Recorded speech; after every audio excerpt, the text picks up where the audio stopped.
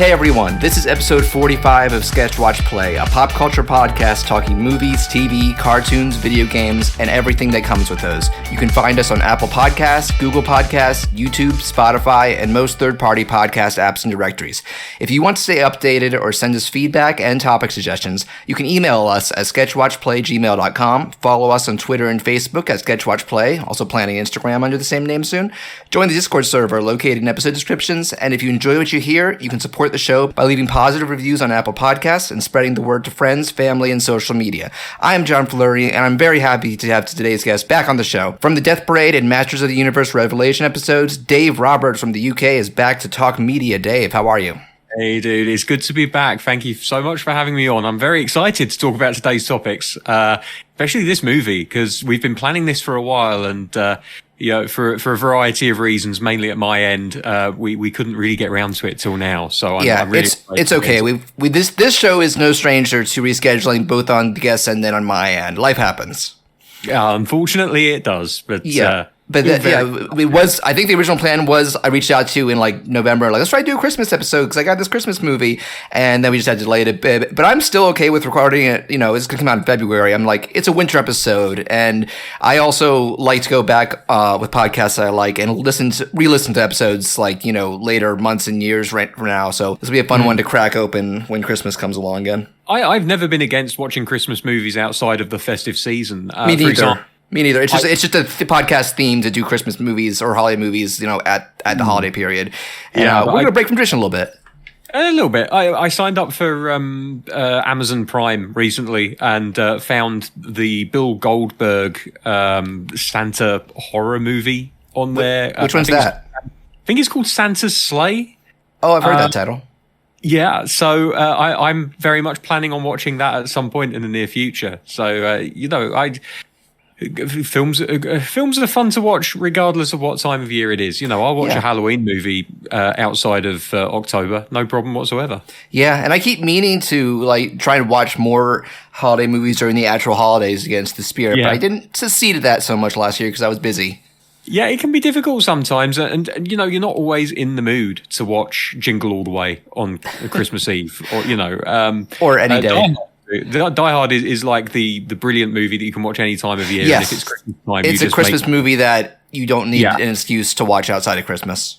Exactly. Same goes with Die Hard 2. I like that one too. Yes. I still need to watch. It's funny. My parents, not just parents, my mom and I caught up on Die Hard a little bit like 5 years ago. We had never seen any of them, or she hadn't seen them in a long time. So we watched the first two, and I know the general opinion is that the first three are good, and then fourth one's okay, and then fifth one's a dumpster fire. So we meant to watch With a Vengeance, but we never got around to it. And then a few weeks ago, she and my dad watched it, and I still need to sit down and watch that movie.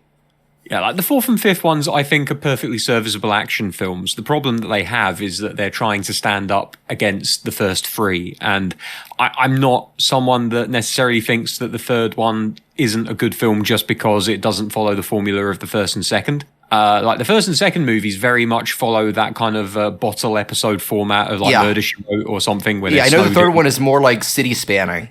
Exactly. Yeah, like we're trapped, but we just happen to be trapped in a massive city. I think also the third movie was never meant to be a Die Hard movie. It was just that somebody found the script and said, this is a great movie, but it hasn't got enough promise for us to get it made as is. What if we put John McClane in it as the main character and make it a Die Hard movie? Which is interesting because the first movie was originally based on a script that was meant to be made with I've heard about this. Sinatra as McClane. Yeah, as the John McClane character. So by the 80s, that would have been a tough sell.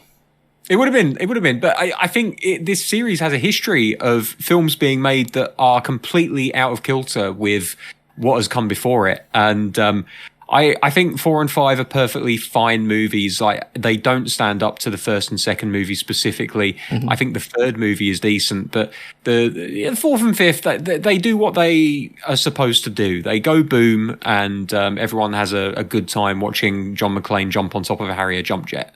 Which, I think you should watch that movie at least once just to see the stupid stunts that go on. I've heard about the helicopter stuff. Yeah, I think that's like the highlight of the fourth one.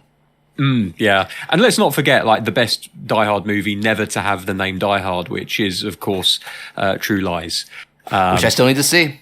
Oh man, wait until you do. That is such a fun movie. Yeah, so much fun. Yeah, I'm just thinking now about modern day Bruce Willis and how little of a shit he gives.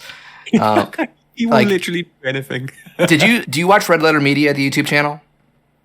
No, I don't. But I remember someone mentioning, and maybe they were talking about having watched that they went through the entirety of Bruce Willis's 2021 output. They just put this video up yesterday. I saw it because, disclosure, I just went and saw Jackass Forever yesterday. That was a lot of fun. Oh, nice. Is it good? Yes, it is. Awesome. It's similar to the others in that I think there's some stunts that are, better than others, but it's so worth it for the ones that really land. And it's great to see them with the crowd, even in COVID times, because that laughter is just, it's the same principle as when I saw No Way Home opening weekend. Like, that enhances it. I still have very fond memories of the first couple of Jackass movies. I saw the second one in college. Oh, nice. Good memories. Yeah, so you've got a lot of memories mixed up with that. But like the soundtrack that came with that first one was just immense. I still have that CD, and it gets dusted off every now and then. Nice. Love singing along to If You're Going to Be Dumb, You Got to Be Tough. It's one of those. I remember Flesh into Gear, the credit song. Yes. Yeah, that's an amazing song as well. Like, whenever I hear that, it just brings back memories of watching it in the theater with my friends. And oh man, yeah, good times. Movies have this power, don't they, to take you back to where you were when you first watched them. And sometimes it's a good feeling, sometimes not so good. But no, this was a good one. It's amazing how like they visibly aged, but like their demeanor has not changed. It's the same old frat pack. Yeah, Steve-O with grey hair. Everyone with grey hair. And basically. Johnny, yeah. They actually, some people point out, he starts like the first half hour when it's dyed black, but then later he just gives up on it. I'll give Wee Man credit. He looks the same. Wee Man does not age. I swear he does not age. It's kind of a bummer that Bam isn't really... but I understand that there were issues. I'm not sure what those issues were, whether they were personal or whether they were issues between members of the crew. From what I understand, it basically came down to a lot of drug addiction problems, and they kind of felt that the Jackass vibe wouldn't help his rehab. Yeah, it was the wrong place for him at the time. And that's completely fair, and hopefully he's gone and got the treatment that he needs and he's in a better place now. But it is a shame when you don't get all of the people that could possibly... Well, they also couldn't get Ryan Dunn because car crash. Of course. But they get some new people in it that are fun as well. But I was going to say, we went on this whole tangent, a tangent from Bruce Willis to Jackass. But yeah, Red Letter Media, I saw this on my phone like right before I went to the movie. I've watched some of it. They decided, they realized that like he's basically changed his career to just doing these like what they call straight to red box movies that you wouldn't hear about otherwise. Yeah, that are like shot on a budget, often overseas for cheap, and he most of the budget goes to getting him. And like they point out in some of them, like he has an earpiece and they're like feeding him his lines. He's not even bothering to remember them. And I'm just like, wow, he really doesn't care anymore. It gets even worse than that because I can't remember where this was. Maybe it was the King Cast or Best Movies Never Made or one of the other movie podcasts that I listened to. But anyway, they were basically saying like, Bruce Willis has been in a bunch of movies. Maybe, it could have been Let's Talk About Stuff actually. They were talking about how Bruce Willis has been in all of these movies we've never heard of this year. And we're just going through them all. And, they're mostly parts where he just sits. He doesn't even get up and walk around. And they were convinced at some point that maybe he'd lost the use of his legs and that he was in really poor health as a result. And like, I wouldn't be surprised if maybe there's some element of truth to that. Like if he's not particularly mobile at the moment, because a lot of it is him sitting in a car, him sitting at an office desk, sitting in a room. And like, as well as that, if he's not in the best of health, then maybe giving him his lines through an earpiece is the best way to get the performance out of him. I don't know. I guess I didn't know when it was like darker places like that. Because it was so easy to assume he just was coasting.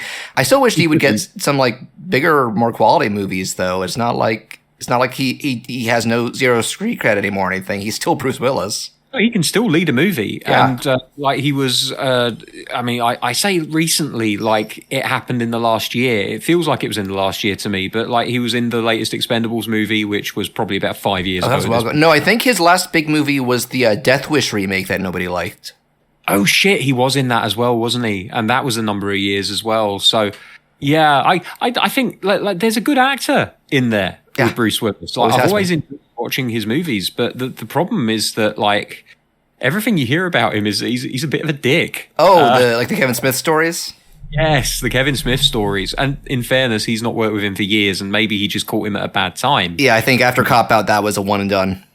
Yeah, pretty much. But I don't know. I wouldn't disbelieve any further stories of Bruce Willis being perhaps not the easiest person to get on with. But do you necessarily have that long and successful a career if you're that much of an a-hole all the time? I'm not so convinced. So I don't know. It swings and roundabouts. It's hard to say. It could be a case where even if he's to use British terminology, a bit of a knob, he is still, he can still get a good performance out. I'm sure there are a lot of people who are like, we can deal with this if they do their job, So yeah, but I'm not going to make judgments on people I've never met. So no, of course not. But I don't think that they necessarily care about the opinions of two friends on a podcast. No, you know what I mean. People with no stock in the industry. Well, exactly. And I've got no problem saying, like, I know jack shit about the industry. I have no cachet or weight in any industry at all. I know more about the animation industry than the live action one. Even then, I don't have clout in it. It can be. It's one of those things, the internet is democratizing, but is it necessarily in a good way? Maybe not. I don't know. But we're having fun and putting stuff out and having these conversations, which I really enjoy. So I'm trying to remember how we got to Bruce Willis. I know we were talking about Die Hard, but I'm trying to remember why we got to. I can't remember. You were catching up on the Die Hards. Yeah, well, I caught up on the first 2 years ago, and then my mom's getting ahead of me. But I think she might stop at 3 because I think they might watch 4, but I know my dad watched the 5th one and was telling her, nah, but maybe someday I'll catch up on the rest of them just with lowered expectations. But so we have some other topics to talk about. This is what happens when Dave comes on, because it's just this great like free form. You never know which direction it's going to go in. I have a reputation to uphold, John. What can I say? You do a good job of it. So let's start with, as always, we have one topic for each of us for recent media, and then our main topic. Mine is going to be a bit of a nostalgic one, and it actually ties into one of the conversations and appearances I had on your shows. For those not in the know, I know Dave from 2 podcasts on the Fan Off Media Network, Generation Animation, which I've been on recently to talk Bell, and Eerie International, a really cool horror movie podcast, and the reason I reached out to him about today's movie. And man, back in, I think, 2014, 2015, when they first announced the remake of Final Fantasy VII, I came on to talk Advent Children with you and revisit that. I was actually pretty happy with how it held out. So I've actually been getting back into playing the original version on PC with some modifications that I'll get into. But I'm going to admit something off the bat that might piss some listeners off. For a long time, I was never that much on the Final Fantasy VII hype train. And the big reason for this is that I didn't play the game for the first time until like 4 or 5 years after it had first come out and been a phenomenon on the PS1. See, I never owned the PS1. I could only afford one system, and I was a Nintendo kid. And I did have friends and neighbors with the PS1, but they never had that game. They were more into like Spyro, Crash, Tekken, a bunch of other series. Sure. And so I had to wait until I saved up and got a PS2 when I first started high school and could, get jobs and stuff. A lot of good memories of the PS2. I need to give that its own episode someday. Because the PS2 was fully backwards compatible with the PS1, I took that opportunity to dive into that whole Final Fantasy 7 through 9 trilogy. And I definitely liked 7, but not enough for me to beat it or for it to have that same impact on me that it has so many others. Like, looking back, I kind of feel like you were either a Final Fantasy 7 kid or an Ocarina of Time kid, and I was definitely the latter. Yeah, it really depended on what system you had. I was a PlayStation aficionado by that point. I say aficionado, I had it for like a year. So Final Fantasy VII, if I remember correctly, it came out in 1997. I believe so. And I got it pretty much at launch. It's one of the few times back then that I got a launch game. Normally, I would wait for them to come down in price a little bit, and in some cases, even wait for the Platinum Collection to add them to their roster. Yeah. In the day, you used to be able to get Platinum games for £20. That's right, 20 English pounds. Wow. Which at the time, with the exchange rates, I reckon it probably would have been equivalent to about $30. So Not too bad. I remember PS1 games were pretty inexpensive. Yeah, they were. They absolutely were. This was like one of the golden. I don't suppose you can call it the golden era, because the golden era really would have been when the NES was around. But this was like a second golden era of video gaming, where games were cheap and plentiful, and PlayStation just absolutely dominated the software space. Not necessarily the console space, because I remember there being a lot of arguments and discussions over lunch at school about what was better.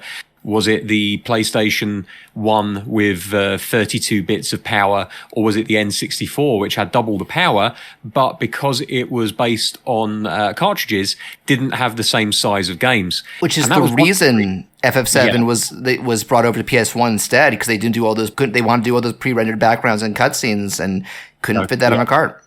Absolutely. And Sony snapped it up in an instant. They were like, come and play with us. Basically, Final Fantasy originally was going to be developed for the N64 back when Sony were working with Nintendo, funnily enough, to develop the next Nintendo console. I think it was they were going to do a Sega CD type thing. That's right. That's right. Yeah, it was going to be disc-based. One of these consoles ended up surfacing about a year or so ago. Yeah, a prototype was being auctioned or something. I didn't know it made it that far.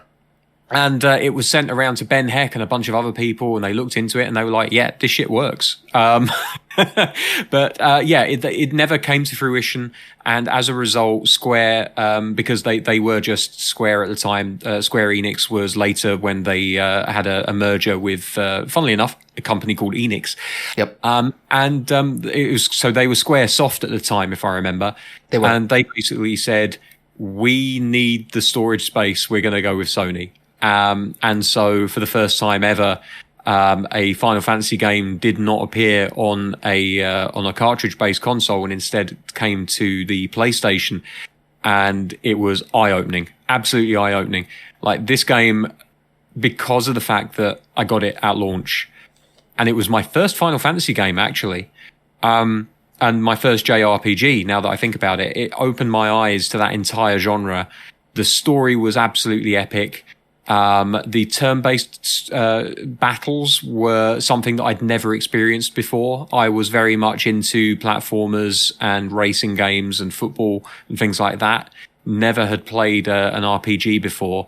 And the whole game was just on this whole other level. The size of it made it revolutionary from what came before in the Final Fantasy space. And again, for me, like it was the first time that I had used anything approaching this kind of customization for characters, where you can choose what party members you have and what weapons they're using, what materia you put inside of those weapons to give them different buffs. The materia was a big thing for me. It was kind of, have you ever played the 6 game, the last Super Nintendo one? No, I've never gone back to play the older games. Ooh, 6 might be my favorite, actually. It's really good. I would love a remake of that. But it is getting remastered this month, so we'll see about that. But it had a similar systems to material called espers, where you would equip things that both did the summons, but also gave you certain magic abilities, and the materia built on that with being able to combine them for different effects. It was thankfully not a copy paste; they actually built on it. I even if I wasn't there when it happened, I can certainly recognize FF7 for kind of that impact and helping to build the idea of especially cinematic visual storytelling in games. Oh god, yeah, FMVs were a huge thing at the time, and this game had so many of them. I playing it, I think that opening section is very iconic with Cloud leaping off the train, and there's that shot where you first run towards the plant, and the camera does an FMV pan up to show one of the reactor plants, towers, and I can only imagine how that affected people who were so used to much more static landscapes at the time. I lost my mind when I saw that. Like the camera swooping through the city and then focusing on the train and then seamlessly, and it doesn't feel seamless now if you go back and play it, but for the time it was absolutely seamless, the transition from FMV to gameplay. Yeah, because they layered polygonal characters on real-time characters on top of it and then would like instantly transition to the pre-rendered backgrounds you can move around on. Yeah, and it was very clever. The artwork was absolutely stunning, and because it was all still images, it wasn't fully rendered 3D environments. No, so it'd be more detailed.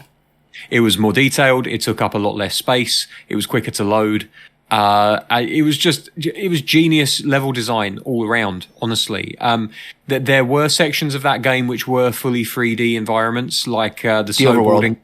The overworld was 3D, and the snowboarding game, which I played constantly at the Golden Saucer. Was it Gold Ring? Gold Saucer. Gold Saucer. That's right. I was on the right line. It's been a long time since I've played this game, but Gold Saucer was like I had a separate save file which I would boot up every time I wanted to go snowboarding. Oh, nice. And it wasn't the best snowboarding game on PlayStation, of course it wasn't. But as a kid that didn't necessarily have the funds to buy multiple games, to scratch multiple itches, it was as good as having a dedicated snowboarding game. Yeah, I'm very interested in how they're going to handle that in the remake, because I think the next game is going to be that portion. Going to make a series out of it. Yeah, but so one of the things that is also cool about it is their fun character dynamics, like that initial trio of Cloud, Barrett, and Tifa. Like there's just a lot of fun conflicts, dynamics, personal histories.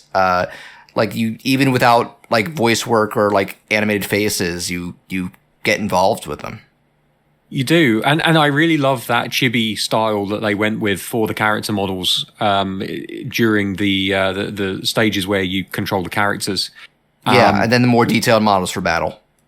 Yeah, that was always strange, but I just accepted it and got on with it and grew to love that. It's a very interesting choice. So I'm gonna tell you something now, and I'm curious what you think of this.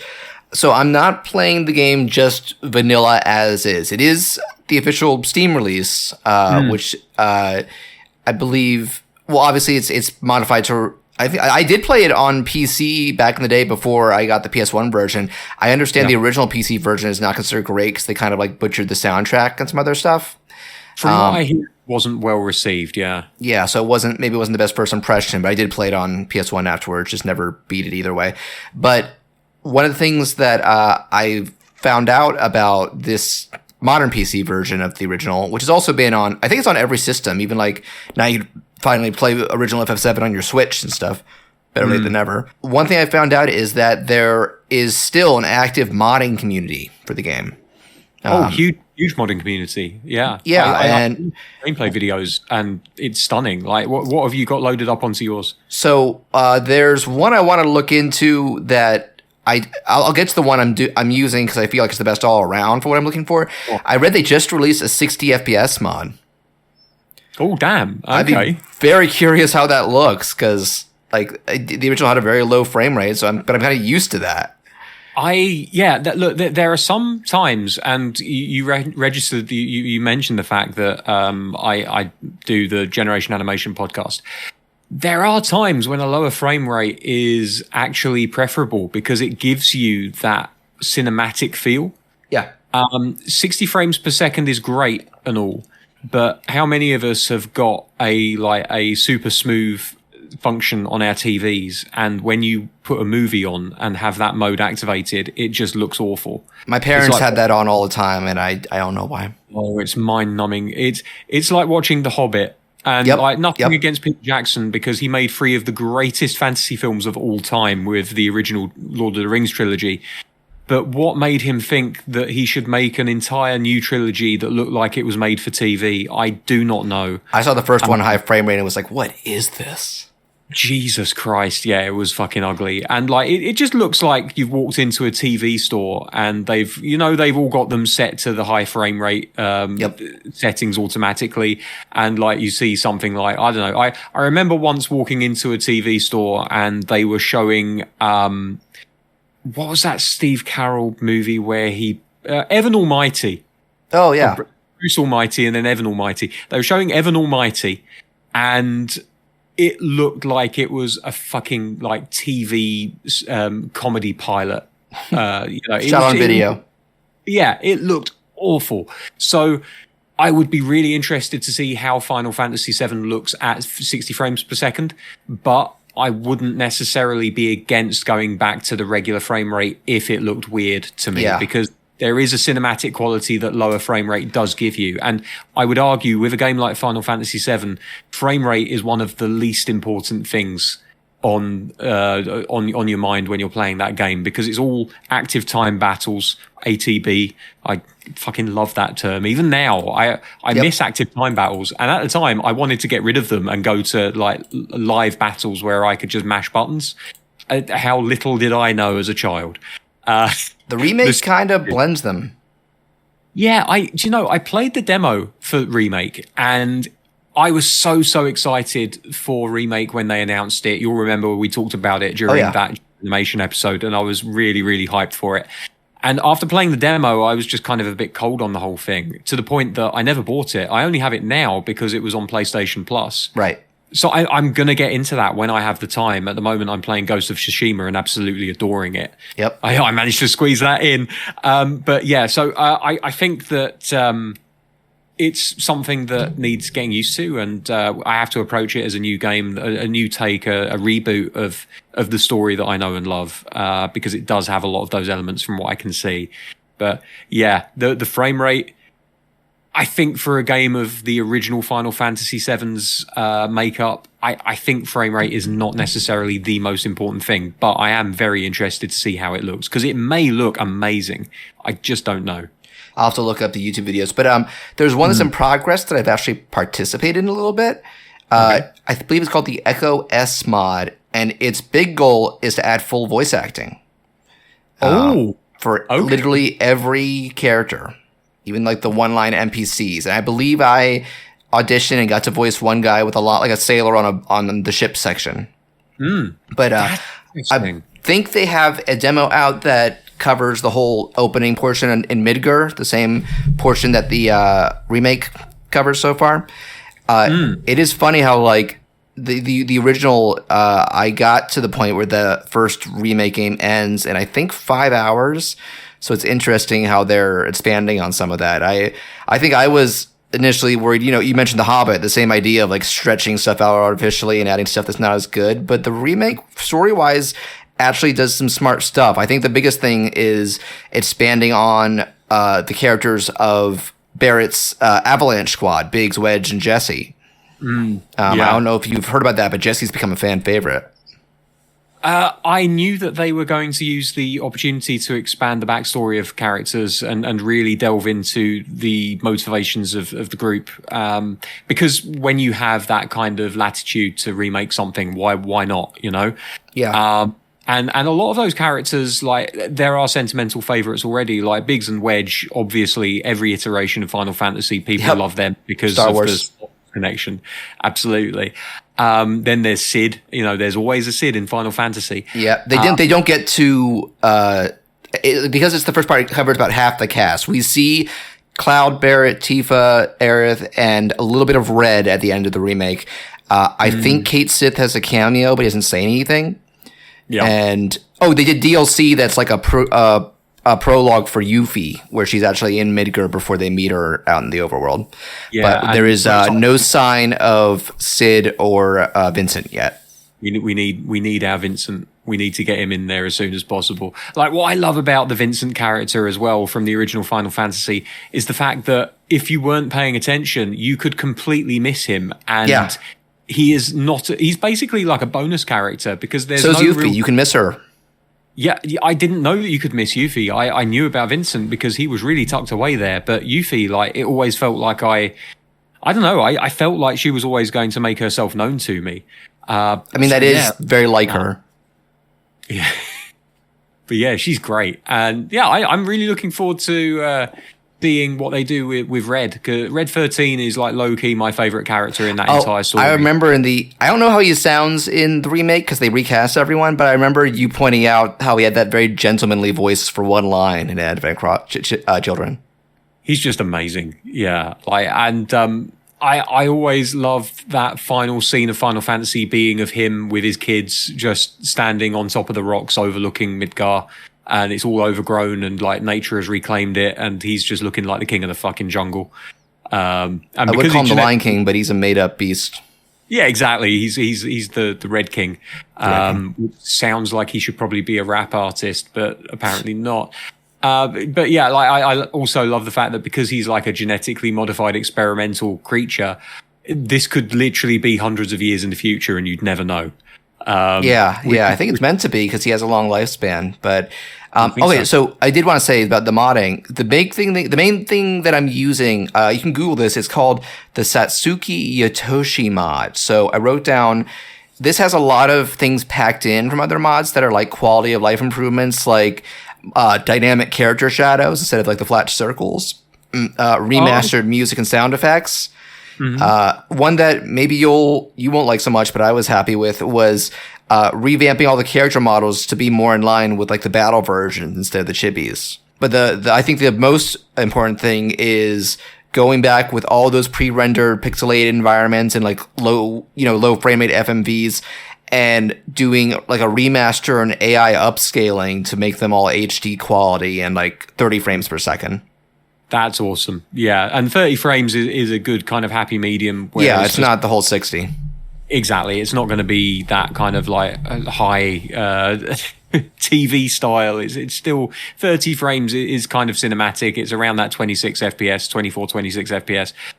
Can you pick and choose which mods you turn on, or is it a one size fits all mod where you basically take what it gives you? So if we're talking just the Satsuki mod, there are actually, I think, 2 versions of it you can install because there is a mod manager, I think, called Seventh Heaven after Tifa's Bar and not the TV show. And you can mix and match mods from that. And even I think you can include one version of the Satsuki mod in that. I just went for Satsuki for now. I kind of wish I hadn't because maybe now I can include try out the frame rate and voice acting and stuff, but whatever. The neat thing is, even if you just install the standalone Satsuki mod, it has a launcher where you can like check off or check on and off individual aspects of it. So it is customizable even on its own. Because the one thing that I would absolutely miss and would change the experience for me probably more than I would want is the character models. Like I've seen mods that are available, and I'm sorry I don't know the name of the mods, but I've seen them on YouTube where they are still chibi style characters, but their polygon rate has been increased exponentially. I've seen that one. Yeah, they look stunning. Like they absolutely look how you would expect them to look if they had the ability to use more polygons at that state of development. It kind of makes it feel more like a PS2 game than a PS1 one. Very much so, yeah. But also, like I like Final Fantasy VIII a lot, but I feel like that was the second point of Final Fantasy VIII is that look, the controllable characters on the map screen are exactly the same as the ones that you get in the battle screen. Like that's the improvement that we've made this time. And, Final Fantasy VII just has that charm. I think each of these versions of the game, each entry into the franchise have their unique charms. And for me, the 2 things that stand out where it comes to Final Fantasy VII is the chibi models where you're in the map screen and when you're controlling a character in the environments.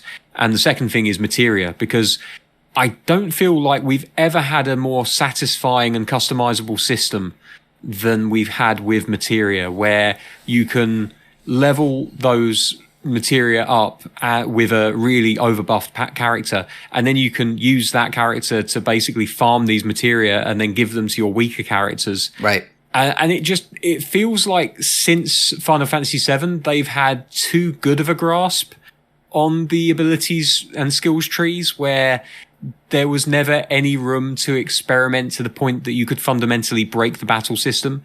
Like Final Fantasy VII, if you were really clever with your materia, you could basically make your characters unkillable because they would have a bunch of stats and buffs included in these materia, which would basically mean that they always had Phoenix Down available as a last gasp.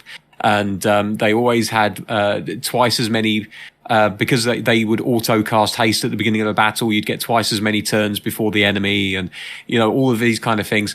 And there, I can't remember the combination, but there is essentially a combination of materia with one of the ultimate weapons, where you can basically just put the controller down and it will just take care of shit for you, and you will never die. And even if you can die, you'll just be brought straight back again.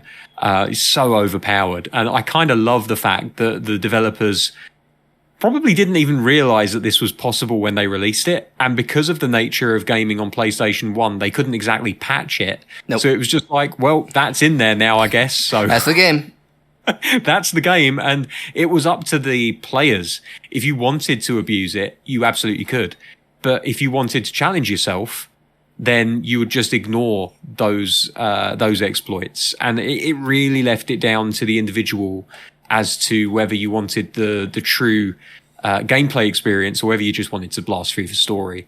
And I'll always appreciate those people that were like massively into experimenting with materia, because they came up with some very interesting combinations that made the game very interesting to play. It does make me think about a problem you might have with the remake, and maybe I'm wrong about it.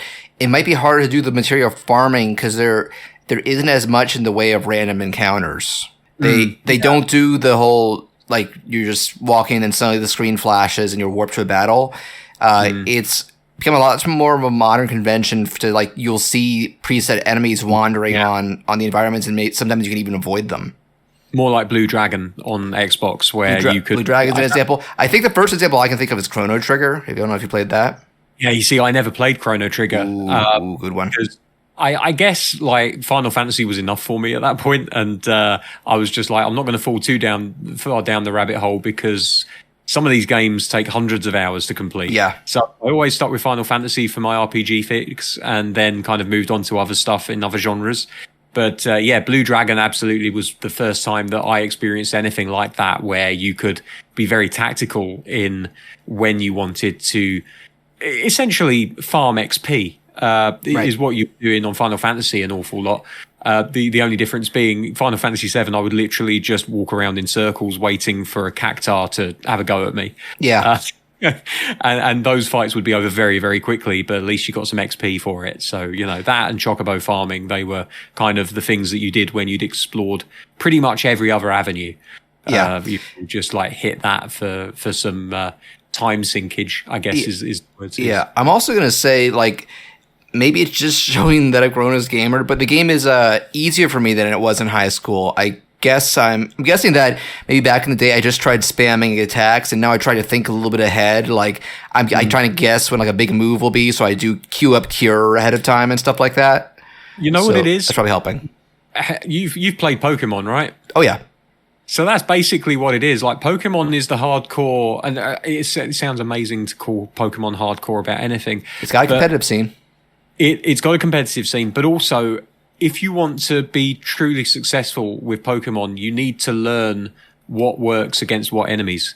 And that was always something that was in the background of Final Fantasy VII, but was never really explained fully. The idea, like the elemental weaknesses. Mental weaknesses and stuff. Now, Final Fantasy VII Remake, they make a point of pointing out during the battle against the spider crab tank that it's vulnerable against electricity. Now, that's something that we all intuited as we played Final Fantasy. But I think games like Pokemon definitely helped train us in recognizing those weaknesses. And then when we come back to playing Final Fantasy years later, it does feel easier. Like, I remember it took me so many attempts to beat that initial boss on Final Fantasy, the spider tank. Yeah, first big boss. And then subsequent playthroughs, I would beat it first time because obviously I'd already played it. I knew what worked. But also I'm a bit older. I'm not spamming attacks like you said. Like, it's about recognizing patterns and making sure that you queue up your attacks and your healing potions and stuff so that you, first of all, don't waste them, but second of all, don't end up dying. It's a very, very tactical game. And I think that's what I miss about JRPGs, especially now, is the time, the TMBs. They've all but disappeared. And so there's not really a truly tactical RPG out there now. Because you still have to worry about moving around and dodging attacks and stuff. And it's not so much about taking your licks and making sure that you've planned a strategy that will counteract that. Have you played Fire Emblem? No. I hear great things about all these games, but I feel like I'm always so late to the party that it's not worth getting into. I mean, there are older ones on like the 3DS and GBA and stuff that are cheap at this point. Yeah, well, I've got a Switch, so if I'm gonna you got Three Houses. Yeah, I'll probably pick up Three Houses. I had some good stuff about that, about playing as the different houses and how it alters the way that you approach strategy and stuff. Yeah, and it also the modern ones let you choose whether or not you have permadeath. Yeah, and isn't there a roguelike element to Three Houses as well? Like you end up playing as your children and your children's children and stuff, or am I getting that mixed up with something else? That's some of the 3DS ones, and it's not so much roguelike, it's more just like they introduce a time travel element, so now you've got like their fully grown children fighting alongside them. You don't give up one character to get their kids or something. Cool, I get it, yeah. So I like the idea of roguelikes where you basically just play as generation after generation. Yeah, it's not like you played, some of the characters that are from Fire Emblem and Smash Brothers, right? I would probably recognize them visually. But, okay. I was going to say Lucina and Chrom, they're the same age in game, but she's his daughter from the future. Oh, and that's fucking awkward, isn't it? They play it pretty chill. Yeah, no, I'm sure. Yeah, not a big fighting game fan either. Like I was. I'm not either. I just love Smash Brothers.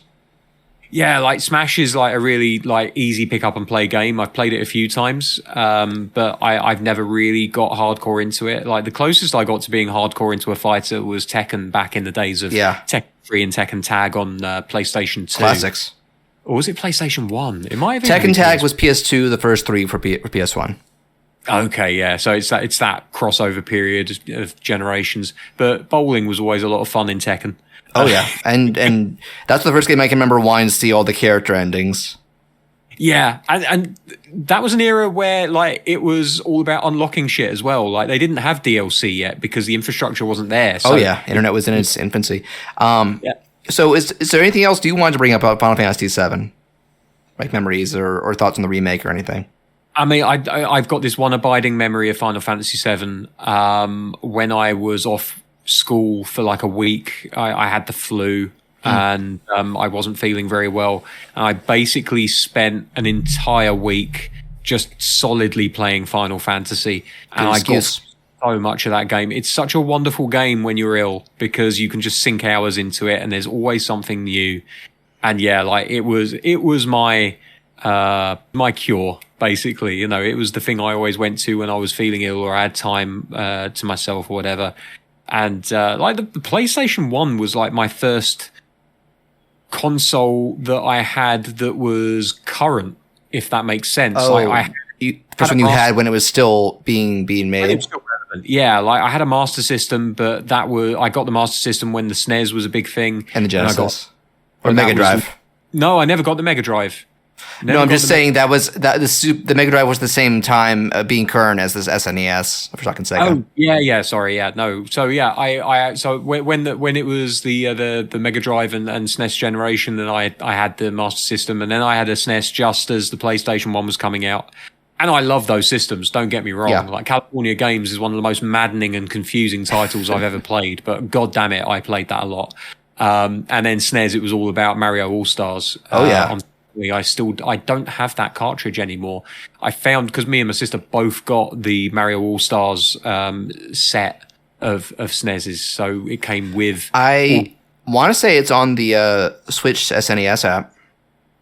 So they have a version of it, but I think it's the Wii release, which there was something about it that wasn't quite the same. Maybe they didn't pack in Mario World because our version was. Originally the game was released individually, and then they did a combo version with the SNES later.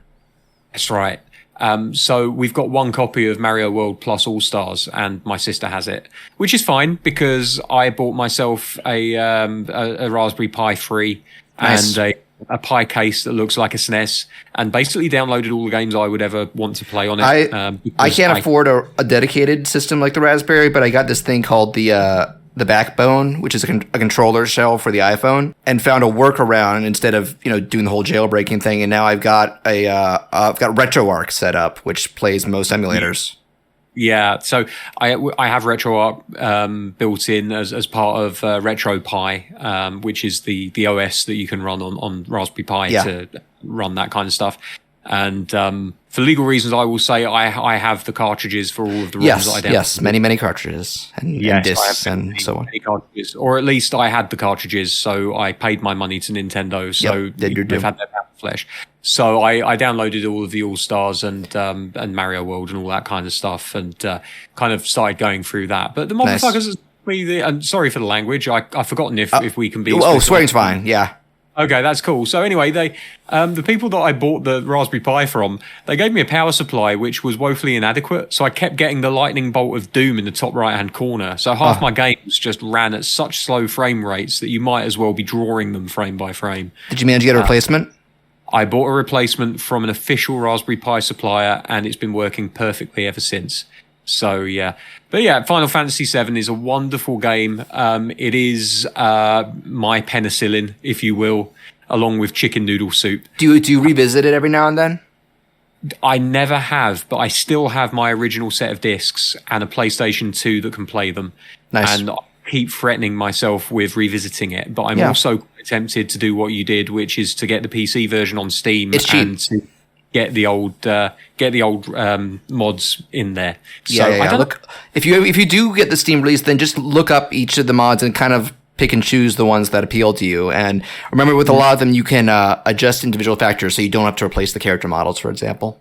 Which is awesome, because that's the one thing that I will up-res them for sure. But I certainly wouldn't want to replace the chibi goodness of Final Fantasy VII. So that's my opening media, and Dave picked something that I have zero exposure to, but I'm certainly aware of its popularity.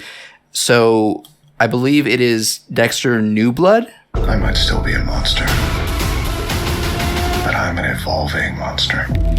Yeah, that's right. So after about a decade of being off the air, they decided that they were going to bring back Dexter, and it was a limited edition miniseries, 10 episodes, called Dexter New Blood. This discussion will probably go into spoilers a little bit for those that don't want to know. Then I'm okay with being spoiled, but if you have not seen New Blood yet, or Dexter probably, and you intend to, then tune out, please. Skip ahead. But I do want to say something that I was curious about regarding New Blood, since they kind of had a chance to keep going before it ended. I know Dexter was regarded as a great show with a bad ending by most people. Yeah, I think that Dexter is one of those shows that was at the time really, really popular, and it varied in quality in the same way that The Walking Dead did. Where, it starts off really, really strong, then they have a dodgy season, then they have another season which people think is brilliant, and then it kind of like tails off again. I think it's more the fact that they set such impossibly high standards for themselves at the get-go that people were disappointed that they couldn't maintain it. And it started super strong, and then I think so, personally. Now, my opinions are my own and won't necessarily tally with the popular opinion or the majority opinion on things. So take all of these opinions with a grain of salt. But I was never not entertained by Dexter. The entirety of the original run, I always had fun watching it. Even if I knew that it wasn't necessarily the best season or the best set of stories, I was always entertained. The one thing that I always wished was that the ending was a little bit more, not final, but certainly I would have liked an ending to the original show that felt a little more permanent. And a little bit did it feel kind of open-ended? Yeah, it left it open-ended in as much as Dexter basically, in the final couple of episodes, his sister dies, and the net is closing in on him being found out as a serial killer. And so he basically takes her body, puts it on his boat, and sails into the middle of a hurricane, which is approaching Miami.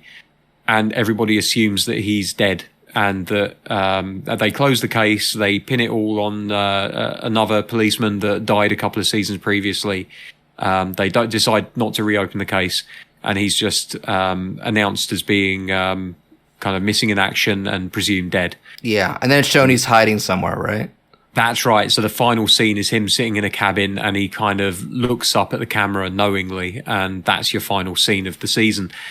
And then 10 years pass, and it turns out that he's been living in different rural and far out communities, and he's currently in a community in upstate New York, and it's bitterly cold, and everyone knows everyone else's name. It's like Cheers, but in a town. And it kind of picks up from there. He's got himself a new identity. He's going out with the town sheriff, which you would think would be a dodgy thing to do if you're a serial killer, but there you go. And it brings back a couple of characters. One of the things that people were confused about was the fact that Jennifer Carpenter, who was for a time married to Michael C. Hall while they were making Dexter, she was announced as coming back, even though we all knew that she had died in the original show. So we were wondering, okay, so how's that going to work? And a lot of us guessed correctly that she was going to be kind of a figment of his imagination. Yeah, it's usually flashbacks or hallucinations. So it's mainly hallucinations. There's not many flashbacks in this show, although there is one that stars John Lithgow, which is why he was announced for the series, because he actually came back to reprise his role as the Trinity Killer for like one flashback scene. Nice. I like John Lithgow. He's a great actor, really, really great. He flip-flops between serious and comedic roles, and I love that he's able to do both of them as well as he does. Right. So he was a chilling serial killer, but also he's the dad from Third Rock from the Sun, and he's hilarious. He's the king in Shrek. And Shrek, and he was also in Harry and the Hendersons, which is one of my favourite kids' movies. Oh, I've never seen that, but I forgot. Yeah, right, he's the dad in that, right? That's right, yeah. And it's got a really lovely through line, a great story about father and son relationships. It's just a wonderful, heartwarming story, and it's funny.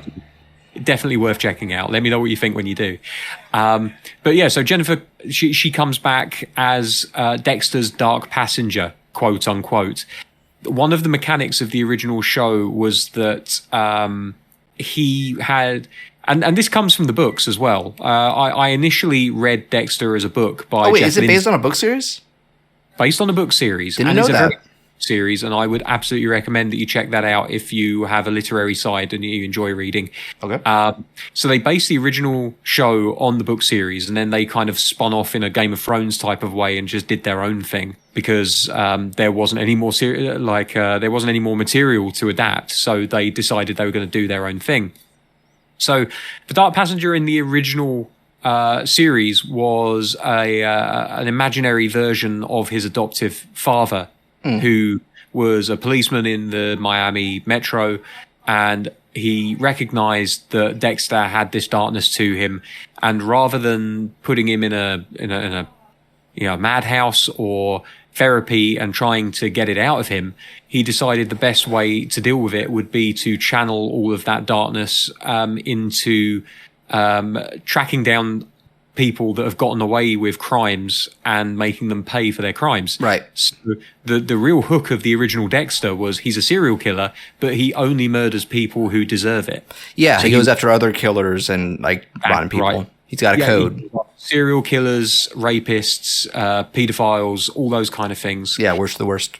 Yeah, and his code is that he needs 100% proof of that person's guilt before he's allowed to act. Makes sense. So Harry is his dark passenger in those series. In Dexter New Blood, his dark passenger has transformed into his sister Deborah, played by Jennifer.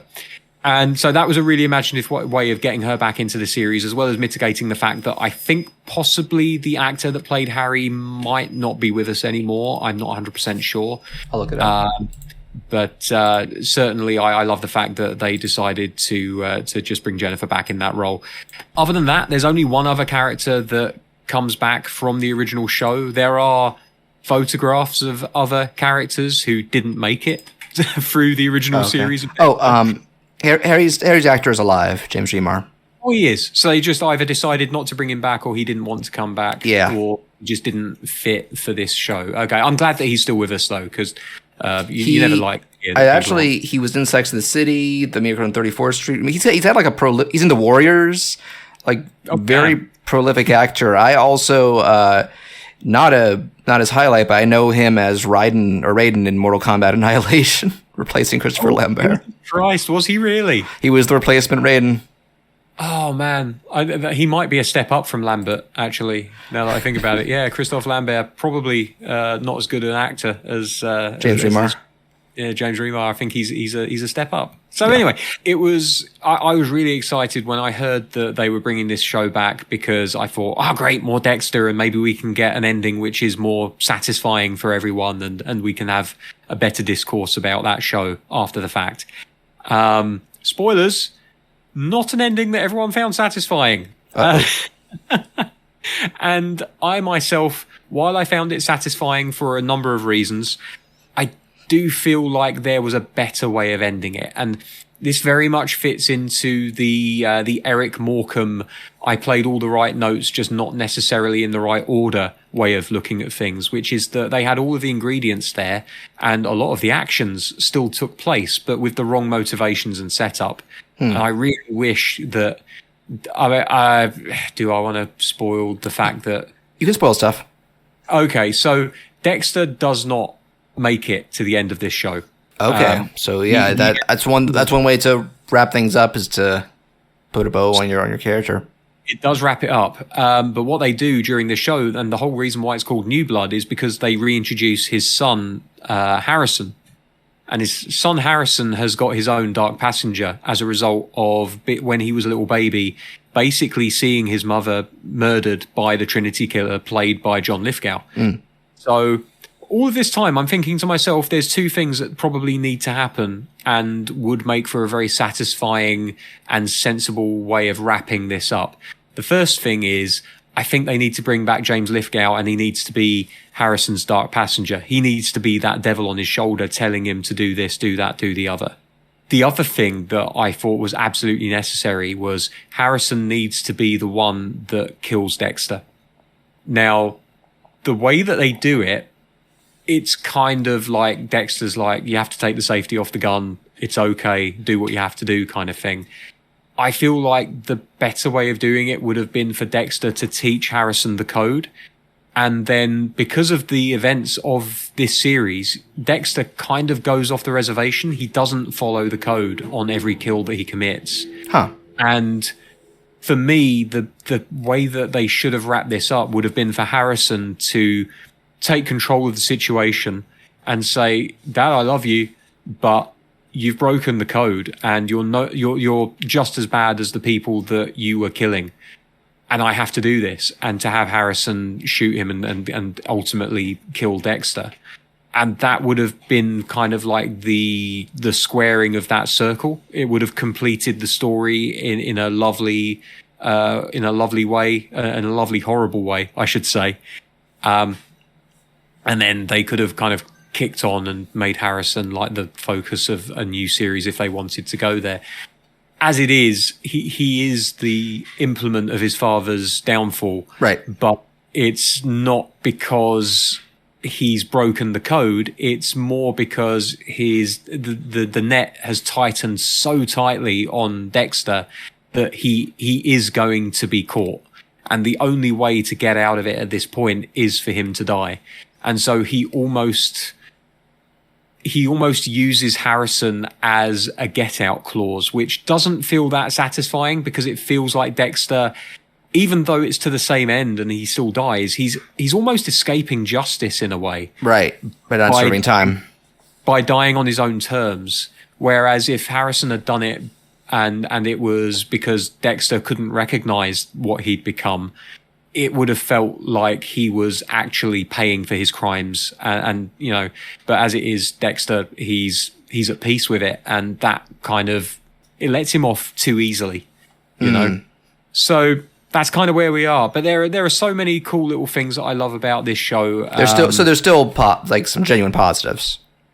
There are some positives. I love a lot of the visuals. I love the fact that they make references to the opening credits of the original show, where Dexter is always cooking his breakfast. So he always would cook like a slice of bacon or ham or something with a couple of eggs.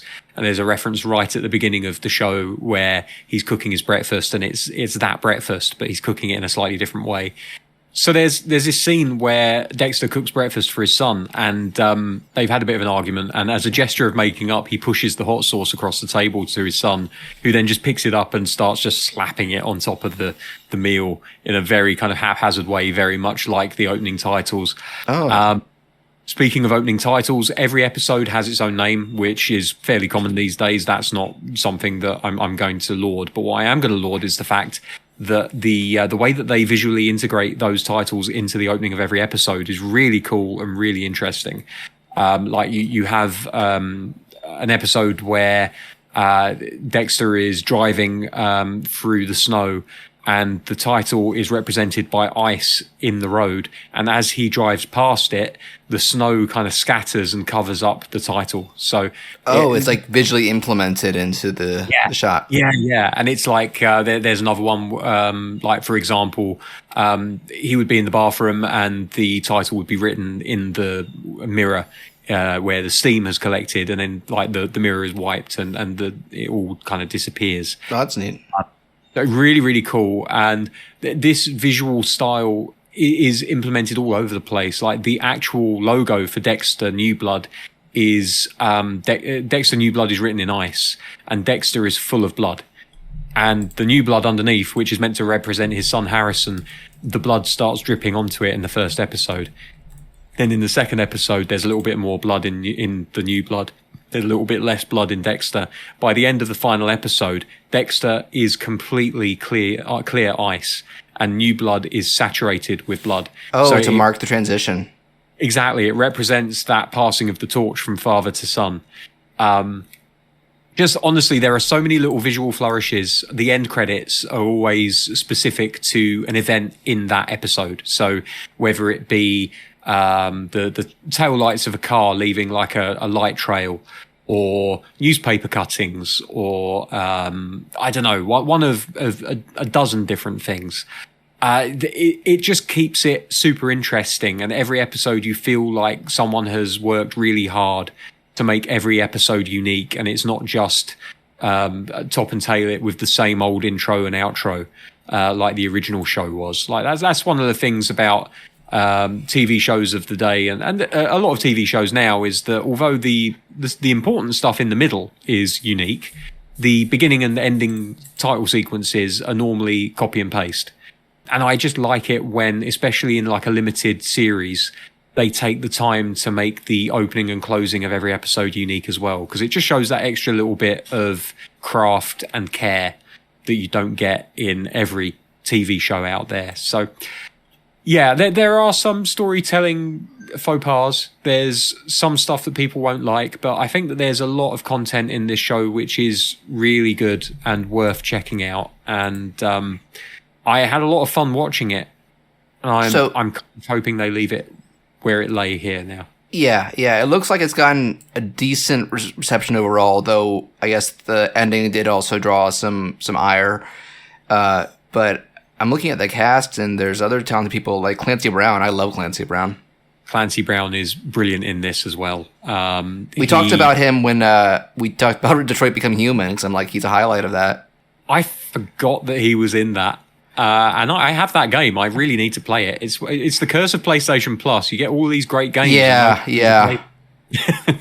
Clancy Brown has been amazing for years. Like, obviously, he was the Kurgan in Highlander. And he is a menacing presence in this show as well.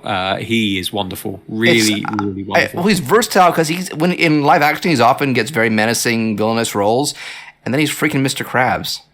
He is so talented that he can, like, there are times during this show where he feels like a really lovely, jovial, genuine guy, and there are other times where he makes your skin crawl. And the genius of it is that he doesn't do much. It's not like he's a moustache twirling villain, you know? Like, no, it's all him. It's just little subtle things that he does where you suddenly get this feeling in your gut where you're like, I don't trust this guy, you know? And there's a lovely turn about third or fourth episode in where they suddenly just make you very aware that this guy should not be trusted. And it's a brilliant turn. It really is. But I will yeah, have to discover that for myself, because I think I need to give Dexter a watch, especially since you've been saying like it may be less, the fact that it's kind of like an up and down experience, but it's like it's less like, oh, it sucks, and more just they reach such a height early on that it's hard to keep that up. Yeah, I think personally for me, I can't remember a series of that where it was unbearable. I always enjoyed watching it. Sometimes they would really stretch Dexter getting away with stuff. Right. Where it would literally just be kind of some Deus Ex Machina bullshit would pop up that would save his hide. But at the same time, like, that is kind of believable, because I don't think that there's any serial killer out there that is smart enough to outwit the police for that long without a lot of luck. So, he gets his share of luck. And I do definitely recommend checking out the original Dexter, and then if you enjoy that, then New Blood is a nice revisit. In the same way that, and I'm not saying that the quality of these shows is similar, because I think that Deadwood is much superior in terms of overall quality. Yeah, I've had fewer complaints about Deadwood. Deadwood, there's nothing wrong with Deadwood. The problem for Deadwood was that it was cancelled by the network without being able to give a proper ending. The actual show itself is 2 seasons of just perfection. It really is. Like, I genuinely do believe that. I came to it very, very late in the piece, and I watched the entire 2 seasons plus the revisit, the movie that they made only a few years ago, which is meant to serve as a bookend to. Oh yeah, I was going to ask if they got to do a New Blood kind of thing. Yeah, they did. And I enjoyed it, but you could tell that like there were a few actors that couldn't come back. There were some stories for characters where they came to an end, which I think some people were probably unhappy about. But again, you can't be all things to all people. You are going to upset some people when you give a definitive. I'm looking at the cast, and Powers Booth was among those. He died before the last season or the movie happened. Yeah, and he was a brilliant character in Deadwood, like genuinely hateable. And Jeffrey Jones is still alive, but his career is very dead. Yeah. So I really enjoy Deadwood. It benefits from being a lot shorter than Dexter, so it doesn't have that. The longer you go on, the more likely you are to have a bit of a dud.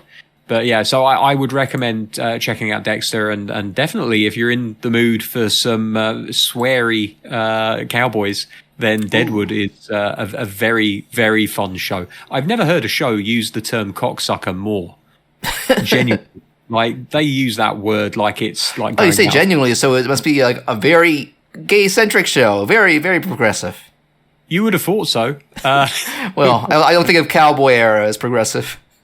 No, but Timothy Olyphant is brilliant in that show. So, I can't speak highly enough about Deadwood. I think it's amazing. But nice. So definitely recommend Deadwood, and still someone recommend Dexter and New Blood. I would. Oh, dear, pardon me. I took a drink and it's gone down the wrong way. Oh, no. I would definitely recommend checking out Dexter. It's not going to be for everyone, but if you like the first season, then you're definitely going to want to stick with it to see what they do in later shows. Very cool. So are you ready to get to our main topic? I think there's no better time. Oh, this is going to be fun. Merry, Merry Christmas. Don't change, kids, stay with us. Stay a little, Jesus. Hold on to my hand.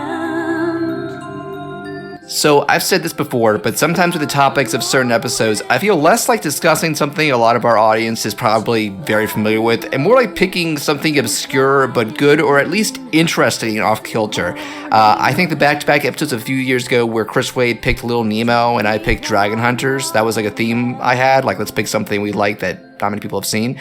That's good examples. I think Ben Reynolds being on the show both, his first time was Voltron, which is pretty well known, but then he picked Record of Lodoss War and Isoken, which are, respected anime, but maybe not the cream of the crop in terms of popularity, but those were both fun watches. Today we have one I've been meaning to properly cover on the show since I first watched it on Christmas Day of 2019, and it left an impression on me.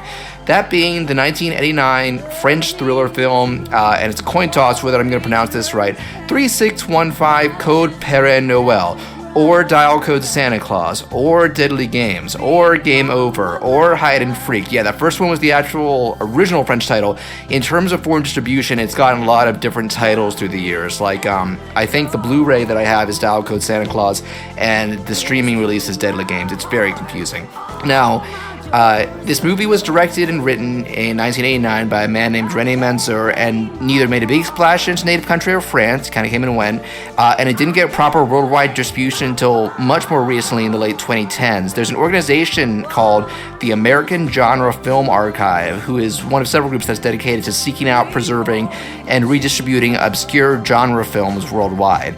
Basically, they discovered this movie, went holy shit, and began showing it at film festivals, which has led to it getting proper distribution. It's been made available to stream in the US on both Amazon Prime and the horror service Shudder, which is how I first saw it, because I heard about it on a podcast I like called Two Guys and a Chainsaw, where it's from very casual summary and reviews of various horror movies by these two jovial guys. Highly recommend them. And it also has a Blu-ray and 4K combo disc release through the company Vinegar Syndrome, who kind of has a similar goal as American Genre in terms of preserving these weird, like, little films.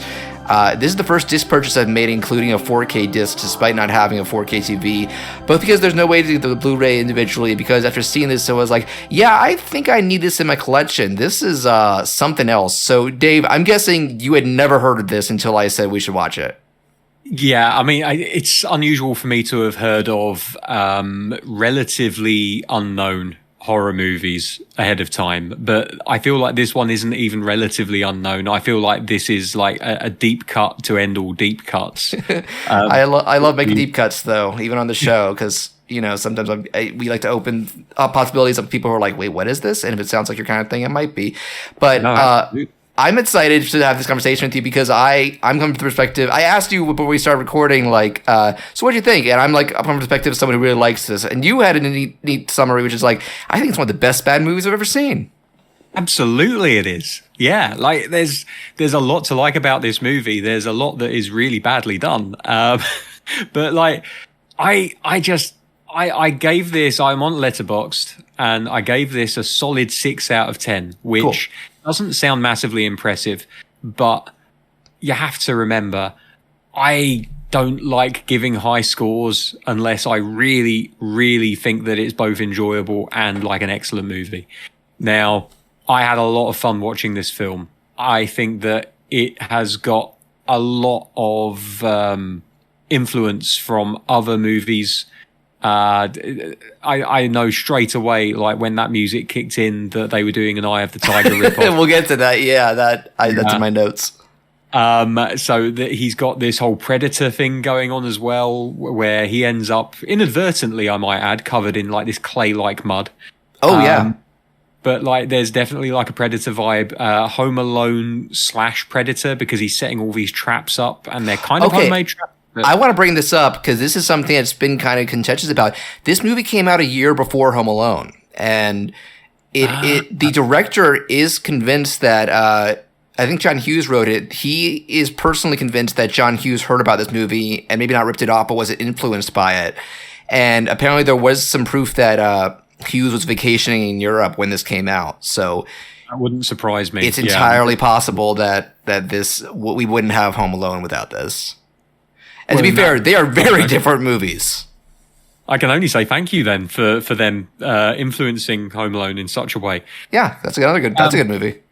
And it's a dude with like messy hair and a scraggy beard, being absolutely tortured by a young boy. So it shares more than just the home traps. I love how just random and big this mansion is. It's a great setting for this story. So I'm gonna say let's kind of. I took notes. Let's try and again go through this movie chronologically. I took a bunch of notes, and you can bring up stuff as well. But I do think this has one of the most French openings I've ever seen, French cinema, where it's like a cheery, calm snow globe of the Eiffel Tower and happy, twinkly Christmas music plays, and then a garbage truck just runs it over. No. This is what we think of your childish delight. And it's kind of a good representation of how this movie starts versus what it becomes. Definitely. I can only imagine watching the first act of this not knowing anything, and then when the ball drops, it drops hard. Like, I feel like they're fairly obvious with who the villain of the piece is going to be. Yes. Immediately, like, he wants to play snowball fight with the kids and they run off and he's just kind of being weird. And you don't know if it's because he's socially withdrawn or because he's a little bit of a pedo or what. But I love this villain because let me find my notes of it. It's interesting because I want to give credit to the actor, a French actor named Patrick Floresheim, because he doesn't say that much, but there's some great facial acting from him in terms of looking sinister or even looking sympathetic at points. But we get no proper backstory or motivation on him. We don't see his living conditions. We don't get, like, it's clear that he has probably some sort of mental issues, but we don't know what. And we don't even get his name. He is only credited as Santa. Main thing we get is to establish just clues that he is not of rational mind. Yeah, and I really love his performance, and I think that portraying him in the way that they do in this movie, not giving you a backstory, not giving you any real logical reason as to why he's gone off, except for the fact that he's fired and he wants revenge, I think that's really effective. 'Cause sometimes I think we tread too far one side of the line or the other, where we're like, okay, so here's the murderer and here's their justification. And look at Don't Breathe if you want to see how to muddy the water sufficiently. I need to see that. I tell you what, when they announced Don't Breathe Part 2, there was a lot of people that were confused as to whether the main character, who is portrayed by an actor whose name I can't remember right now. Is it Stephen Lang? Stephen Lang, yes, thank you. There were people that were convinced that he was the hero of the piece in Don't Breathe 2. And I'm just like, please, have you not seen the original Don't Breathe? There is nothing heroic about that character. He cannot be redeemed. And that's because they try to give him a tragic backstory that somewhat justifies in his own mind why he's doing what he's doing during this film. The thing with this movie is that they're like, no, we're not going to give you any justification for why he's doing it. He just wants revenge, and he's a psychopath. Yeah, and we'll get to it. By the end, you're not even sure what his endgame is. Because, there is a point where he has the hero. He could kill him, and he does something out of left field. Yeah, that was very confusing to me. I like it because it injects this extra level of... What the fuck? Yeah, like, I wasn't... It's not... what's the word I'm looking for here? This just level of unsure... Oh my God, I can't talk. Unsureness. Yeah, I'm drawing a blank too, but I get what you're saying. Like, I do not know at that point what his motivations are. I'm very unsure about them, and it's extremely confusing. And that's very effective when you've got this... I wouldn't call him a force of nature. He's not like a Michael Myers or a Jason Voorhees. No, he's not impervious, but he's pretty determined. Yeah, and the thing is, he's preying on an old man that can't see very well and has a blood sugar issue, and a young kid who... Yeah, so he kind of has an advantage from the start. Exactly. But I do love that, like, I think you can take away multiple, like, evaluations or interpretations of what this deal is, because I think you could watch that opening thing with him trying to join in the snowball, because it starts with him just walking in and he just has a very normal, wholesome, like, oh, that's nice look, and then it's just very weird. This like 40-year-old guy tries to join in, and they all go like, oh, that's not part of the game. They just move along, and you see him looking dejected, like, what happened? What'd I do? And you could be like, is this guy a pedo? Is this guy a man-child? Is this like... We don't know, and I think that adds to his menace later on. Yeah, because again, there's this unsureness. I don't think what the fucking word would be about what his motivations are, and you don't know what's wrong with him. Like you said, like is he more childlike in mind? But then you get to a point where he just loses his temper and starts murdering people, and you're like, that's not childlike. Nope, he's legit dangerous. Yeah. But so our first scene is meeting the villain, and then let's get to our next scene is this crazy introduction to, I'm going to say 4 characters. We have our main character, Thomas, this little 9-year-old rich kid, his really cute dog, JR, who he like has like a bunk bed like fighter plane with, the most rockin' 80s mullet. It's a glorious mullet. Props to Thomas. I feel like that's past the point of a mullet. Like the length in the back is disproportionate to the business up front. And I'm just wondering whether there is a internationally agreed standard for how long a mullet can be. Before it's just long hair? Yeah, I feel like it's just long hair at this point. Yep, and the fourth one-scene character, Bargain Bin Tom Waits singing Totally Not Eye of the Tiger. It's so funny because it's the exact same timing with the dun, dun, dun, but they just changed the notes so it's like dun, dun, dun, dun, dun, dun, like just so they don't get sued. That's exactly it. And he's also singing in English these crazy lyrics, like it's like Christmas, show me the way to the other side, and I can totally imagine you being hit with this stuff. We're not even 3 into the movie, and you were probably just like, "What the hell has John got me watching?" Absolutely, but I was enjoying the ride. I really was. Yes, like the fact that they were so clearly referencing Rambo. Yeah, he is Rambo role playing, and it makes sense that this is the era of like Stallone and Schwarzenegger at their peak, and they were big overseas as well. But it also kind of ties into the ending where I do feel this movie has a lot of smart touches to it in terms of foreshadowing and payoffs. And so one thing is, so Tommy is, no, let's make it clear, he is part of a rich family. His mom is this department store exec.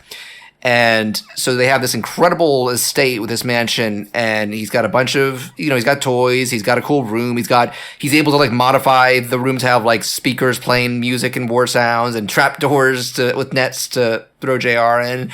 Mental as well. Like his mother says, please stop putting holes in the parquet flooring. Like this place is like Gouda. The translation was Swiss cheese, but I mean, it's Gouda. And I'm just like, who lets their kid dig that many holes in their walls and pull up the flooring and put trapdoors in there? And I'm already seeing where this movie's going because he's got a house full of traps. Exactly. Yeah. But there's also not just traps. I didn't realize it until I rewatched, but like there's that part where he's sneaking alongside a wall as if he's on a ledge. Then it zooms out to show he's actually like in a really safe area. But then that's called back when he has to do it for real. And I think that's one of my favorite moments, which we'll get to. It is great doing. And also it shows that he's actually quite a sensible lad in that he's just using his imagination in that sense just to pretend. I want to give this movie props. I feel like it would have been so easy to make him seem like a spoiled brat the whole movie. But there's stuff that goes on later on that shows this like genuine childish sweet nature to him about like wanting to gives back, wanting to give them to Santa and help out, that sort of stuff. Despite being rich, he's not really the greedy type. And he still believes in magic and aliens and all sorts of stuff. So there are pains to point out that while he is something of a child genius, like electronics and things like that, that he still has that childish nature and that he still believes in Santa. And one of the best examples of a parent telling their kid that Santa does exist that I have ever seen in movies. Is it the grandfather? No, it's the mum where she says, remember, to your friend, Santa doesn't exist because he doesn't believe in him. Yeah. Because he's a good boy. But you believe in Santa and you've been a good boy. So to you, he does exist. And it's just kind of like, I'm not going to tell you in so many words that he doesn't exist. But if you listen to what I'm saying carefully, read between the lines. And yeah, exactly. Like it's a really softly approach. I really love it. I think it's a great way of tackling that subject. Mom, is Santa real? Well, he's real to you because you got a present for him this year. I like the whole intros, like breakfast scene, because it does a good job of setting up the family dynamic. Like, his mom and grandpa and him are on good terms. There's that, when she leaves, he has that great like secret handshake. That's a cute touch. Yeah. It went a bit slow. It was almost like she was struggling to remember what came next. Take 56, do it again. But also establishing stuff that the grandpa is virtually blind. We get some point of view shots and it's just a big blur. Yeah. So it's kind of hint that he can't be the most helpful when shit hits the fan.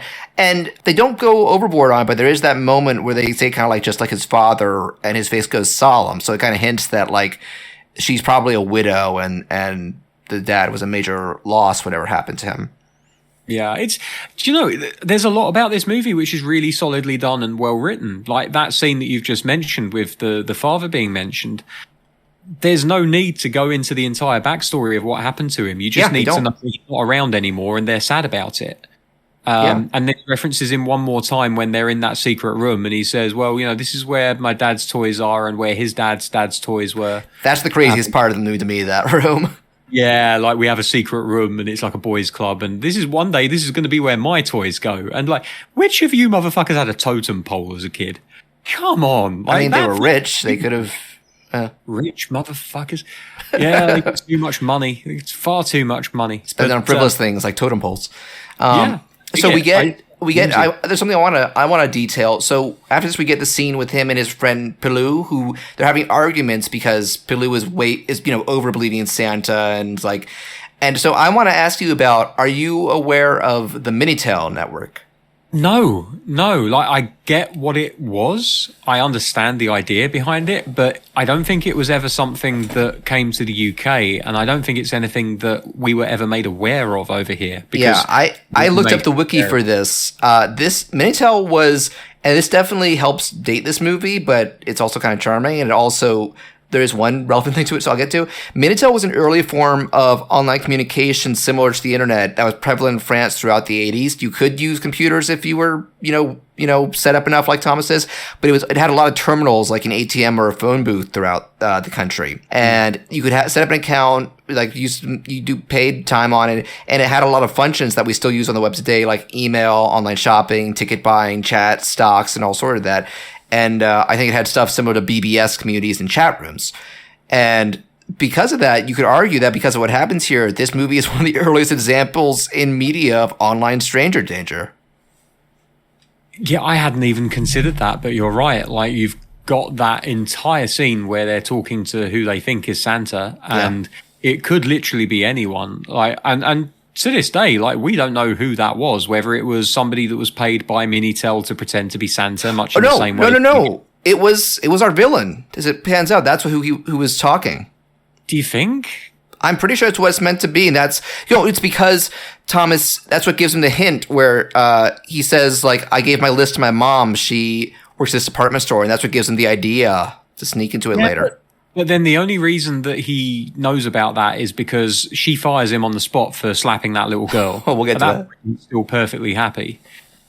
He goes up to the personnel office and he overhears the guy in the personnel office saying that the warehouse have got the order for her kid's presents. So he goes down and essentially stows away. And that's the only reason that he's able to find where Thomas lives. Okay. And it could be that it's just not edited as well, but I took that it was our villain. I mean, it could easily be, but I just I think that if they're going to do it like that, then there's no need for him finding out the way that he did by going to the personnel office. That does make it redundant, yeah. Yeah, because he walks out the moment that he hears enough, and then strangles the guy that took the fan down. That's the first things getting violent.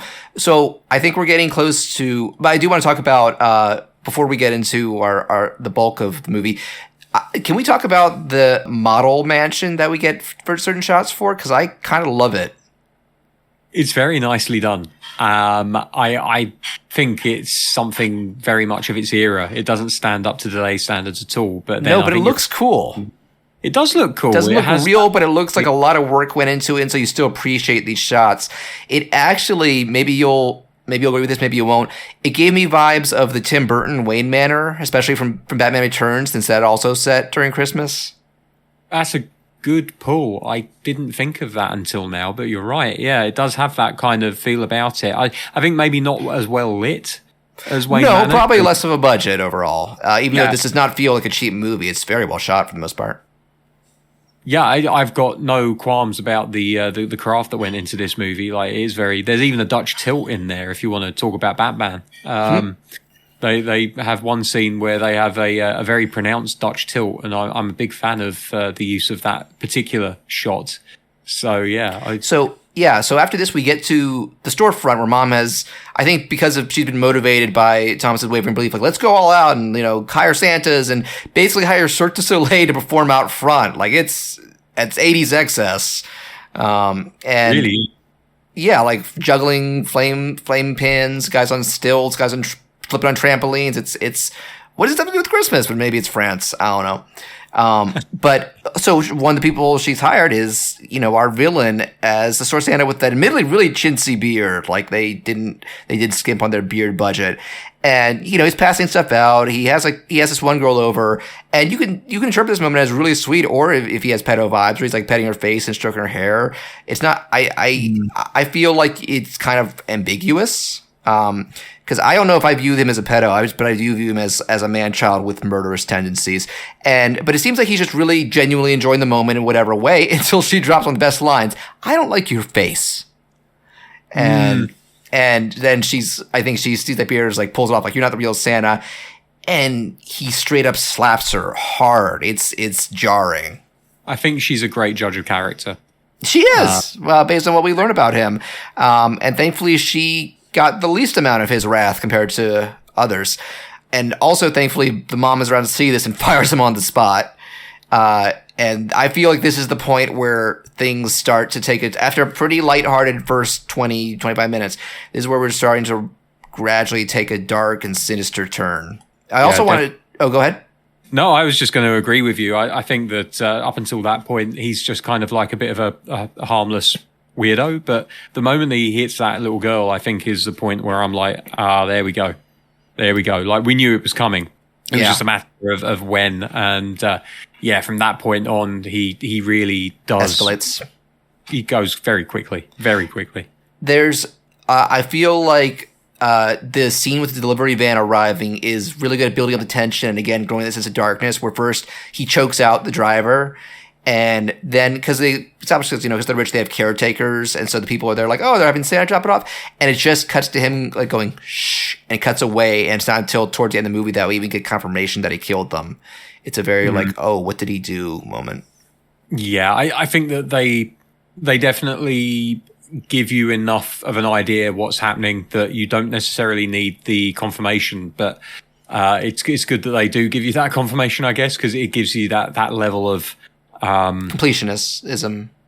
It's sensationalism. There's the extra little shot where, like, oh, look, more bodies, because a movie like this, you need the body count. And let's not forget that he spends 3/4 of the movie failing to kill an old man and a little boy. So he does need to he does all his killing at the very beginning of the piece, and then they kind of space out the reveal of those kills so that it's a little bit more balanced out, I guess. Yeah. So there's also, besides, so two things happen for this point to kind of complete the setup, which is that, I guess three. Thomas is getting ready to, and he set up this security camera network, and he's got this awesome, I think even today it'd be awesome to have this like little wristband where you can switch between the feeds. So he kind of can have surveillance of the whole house. And mom calls because she gets a feeling that he's staying up, and she drops this, I don't know if it's a French piece of folklore, if she just made up. She's like, hey, just so you know, don't try and see Santa. If he sees a kid watching him, he turns into an ogre. You don't want that. That was, wasn't it? That's a thing. That's the thing that's said in this movie. Santa will turn into an ogre. I wonder if that's got anything to do with Krampus. I don't know. Yeah, Europe loves their dark Christmas lore. And after this, so again, the villain, I'm just going to call him Santa from now on, because that's even what he's credited as, Père Noël, the French name for Santa.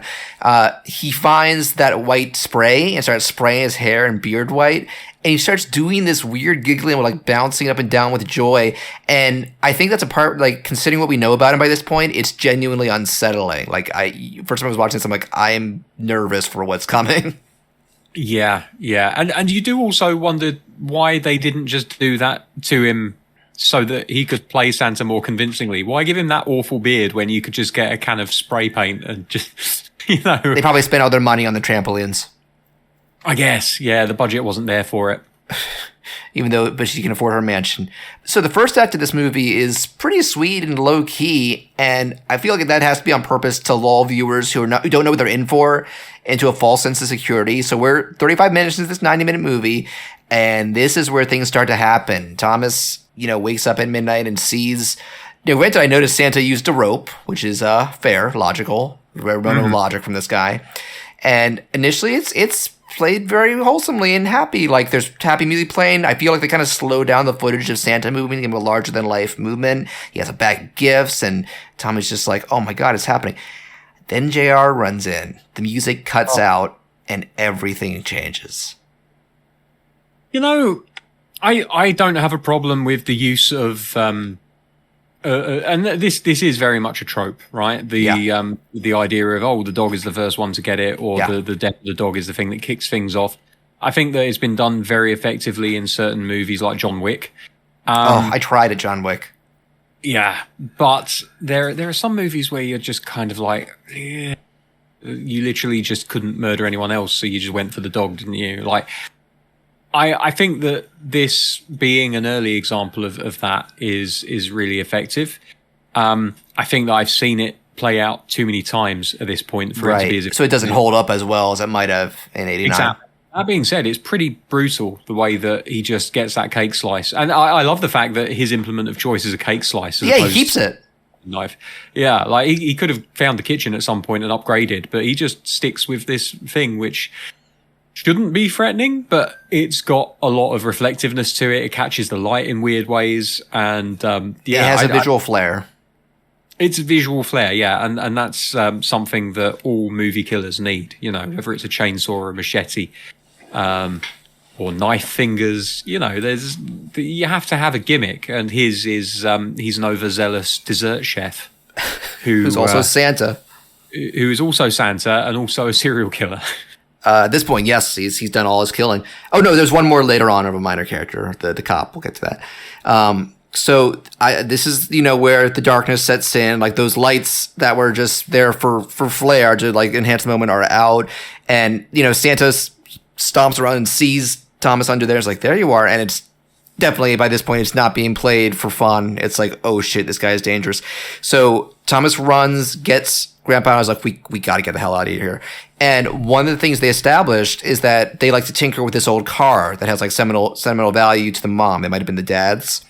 And this is another scene that I was just like, oh my God, where they get in, they're trying to get it started. They open the garage door, and standing out in front, there's Santa who's tracked them down.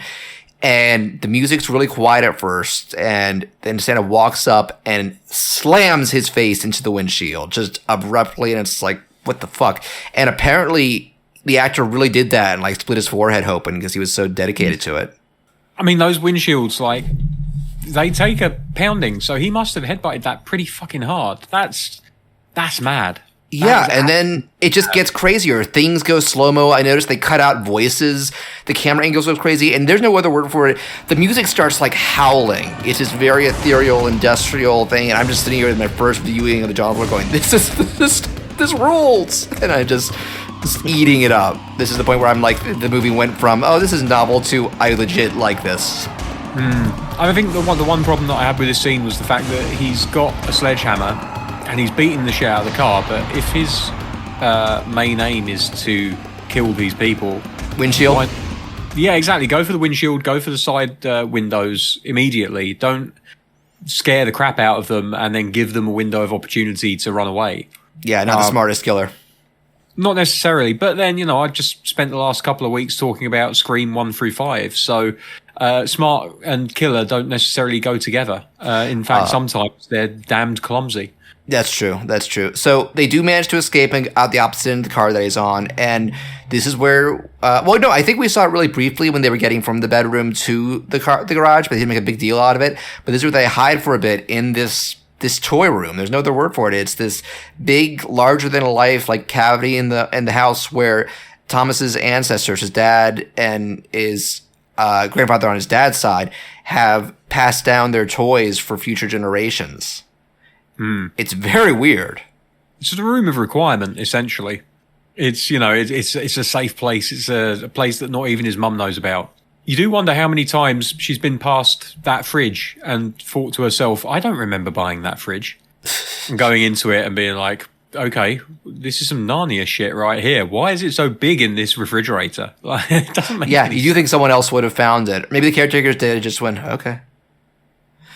Who knows?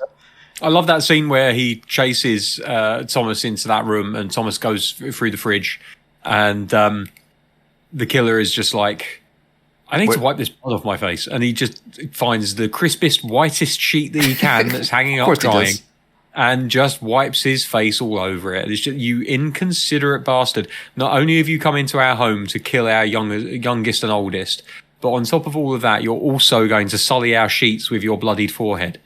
No respect. Absolute animal. No respect whatsoever. I don't mind you trying to kill me, but leave my fucking washing alone, you know? Yeah, blood doesn't come out so easily. So I want to talk about that after Thomas sets this up. Then this kind of starts this where there are like different objectives at one time to try and get help and try and figure this out. And this kind of cat and mouse chase begins. So Thomas Rambo's up again. And at first he has a clear advantage to like convince his grandpa he'll be safe because he's like, I got the surveillance feed. Look, he's on the staircase. I'll just take an alternate route. The problem comes when Santa starts to catch on and smash the cameras. And there's a long stretch without dialogue for here as Thomas makes his way to the office, and we cut back and forth between him and Santa, like observing the whole house. Santa is great at being like genuinely creepy and menacing during this point, both with how they shot it and how this guy's posture, especially in lighting, are. He's like no longer just a weirdo. He's like, this is a dangerous man. Yeah, he delivers that performance really effectively, and he, consistently through this movie gives the feeling of being really psychotic and unhinged. You know? Just like you don't want to be near this guy. Exactly. You can never quite tell what he's going to do. Is he going to kill you, or is he going to play hide and seek with you, And it turns out both. Yeah. Yeah. So there's another favorite part here. So Thomas wants to get to his mom's office, which is like an attic-like area. It's not a very pleasant-looking office. But when he gets there, Santa's already there and handing the phone like, you want me to dial for you? Like classic slasher stuff. And closes the door behind him. So Thomas retreats onto the roof ledges. And Santa's like mocking him like, what are you doing? You'll fall. And there's another part I really liked here. And it's somewhat realistic for all the weird stuff that's been happening. Thomas finally breaks down at this point and starts crying, calling for his mom. And it's like, that's what a kid would do. Yeah, it's sad. There's a part during this as well where he's trying to climb around the chimney and he slips. Yes. And they have this. I know what you're gonna say. They animate his shadow as he's dangling from the roof. It is a 2D Peter Pan shadow. It is properly 2D Peter Pan, and I like it. I normally I would be like, come on, you didn't have a bigger budget for that, but. No, I kind of like the fact that they went to an animation studio and were just like, could you just animate a dangling child for us for like 2 seconds? Oh yeah, it's quick, but still long enough that you notice and go, wait a sec. Yeah, I mean, that, or we put him in a harness and dangle him off the side of a wall. Yeah, that, to be fair, this is an isolated thing this was done in the 80s sometimes before blue screen and CG were more commonplace. Like, have you ever seen Commando? Yeah, many times. When he jumps off the plane, if you watch that in HD, that silhouette from far away, you're like, oh, that's a cartoon. Oh, damn. Okay, I'm going to have to pay more attention. Yep. After, I think it wasn't he jumps from like way up and jumps in like knee deep swamp water and he's fine. Again, it's Schwarzenegger. Probably, maybe, one of the influences for the action trappings of this film. But I'm just talking about like this part. There's a really good one of my favorite transitions in the movie where when Thomas is crying, it starts like pulling away from him. This music ramps up, this very like melancholy music. And there's this great transition as his voice echoes, the music swells when we fade to a wide shot of the model house. And again, when I first watched the movie, it was just on the novelty value and I was just going to be like, oh, isn't this crazy? But it kept giving me like genuine moments of good filmmaking. Yeah, there are flourishes in this film, and that's why, you can never really write off a movie just because you've never heard of it, it didn't get a wide release, the budget wasn't that great, because, pretty much everyone that's involved in filmmaking, like, they obviously have some level of talent for it. Now, obviously, there are exceptions, like The Room. He just had money. But for the most part, like, I think that if you're good enough to get a film off the ground and made, then there must be a reason for that. And you can see the reason for that very clearly whenever you watch this movie. There are scenes that are beautifully directed. There are performances from actors like the guy that played Santa that deserve more credit than they're given because of the fact that they haven't had a huge audience. There's an awful lot to like about this movie. The problem is that it's just, I think it's inconsistent. Very inconsistent. And it has some really goofy moments, and it has some really brilliantly structured moments as well. And it's just, I think that the best way to enjoy this movie is to just have fun with it. You know, as I said, it's the best bad movie I've ever seen. I'm not saying it's a bad movie because it has terrible acting or it's badly directed. I think ultimately it just comes down to the fact that, like, it's a killer Santa film, about a Santa who, once he actually gets to the main body of the film, can't kill a diabetic man and a kid. You know, like, he's so unable to perform the basic duty that he's set himself. But there's a lot to like about this movie, even so. Yeah.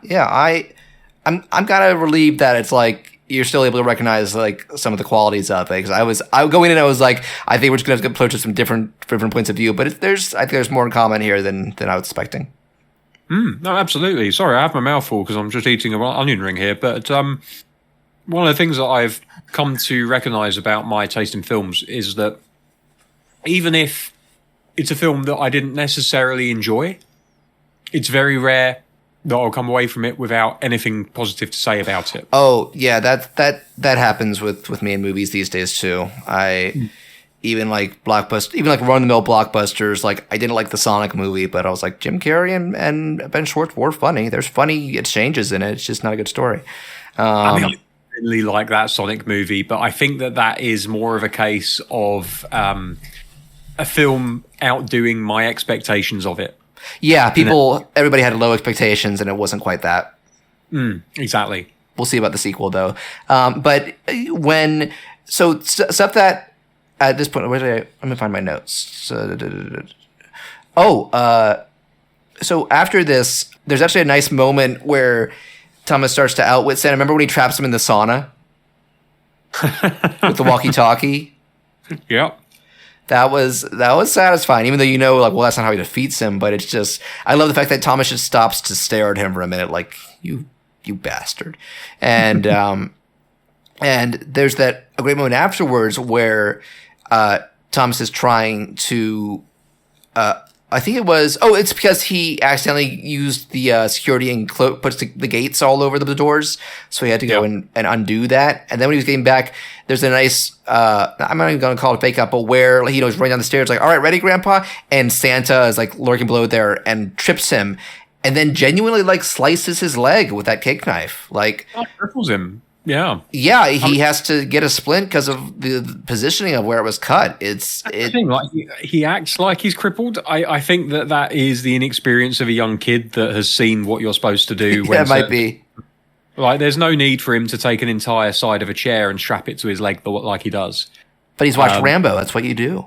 Yeah, like he could have taken that chair, that construction that he made, and not strapped it to his leg and just used it as a crutch, and that would have been absolutely fine. But the fact that he bandaged it to his leg, just that was one of those points where I was just like, all right, okay, yeah, you expect me to believe that he's going to survive the attack of this killer Santa now that he's got half of a fucking dinner set taped to his leg? I don't think so. Yeah, that's not a advantage, Thomas.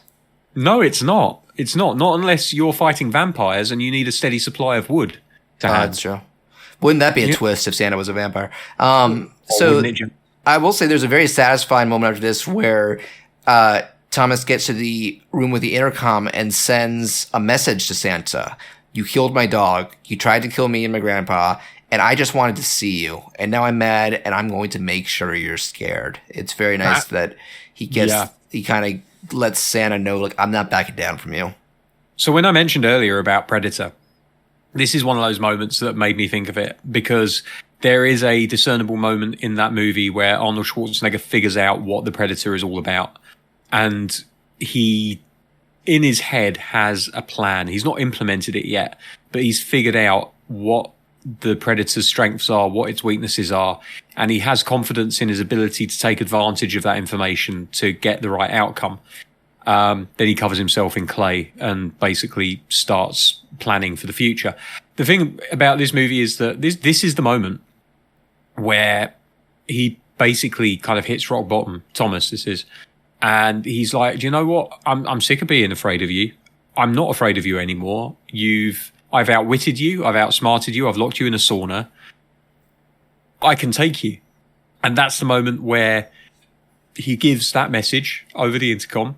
And he's like, I'm not afraid of you anymore, and I'm going to take you out. And he does, effectively do everything that he needs to do to take him out. It's just that for whatever reason, something happens that kind of takes the advantage away from him at the last second. But everything that he had planned, like it's good planning. It works, and it's that moment where your hero develops that plan, whether it be Kevin McAllister in Home Alone, where he has the montage of laying traps around the house. I'm not afraid anymore. This is my home. Come and take it from me, kind of thing. Predator, where he builds all of the traps and decides that he's going to take down the Predator because he's heat-based vision and he knows how to mask his heat signature. And pretty much the entirety of Rambo from the point that he gets into the forests. Because when Rambo is in the town, when he's locked up in the prison, he's powerless. He has no say over his future. But the moment that he's free and in the wilds and in the middle of nowhere with just his wits and his knife, he is the man in possession. He's the one that can affect the outcome. And it's up to the police to come and get him. And that's where he's most comfortable. He's back in the jungles of Vietnam at that point, you know.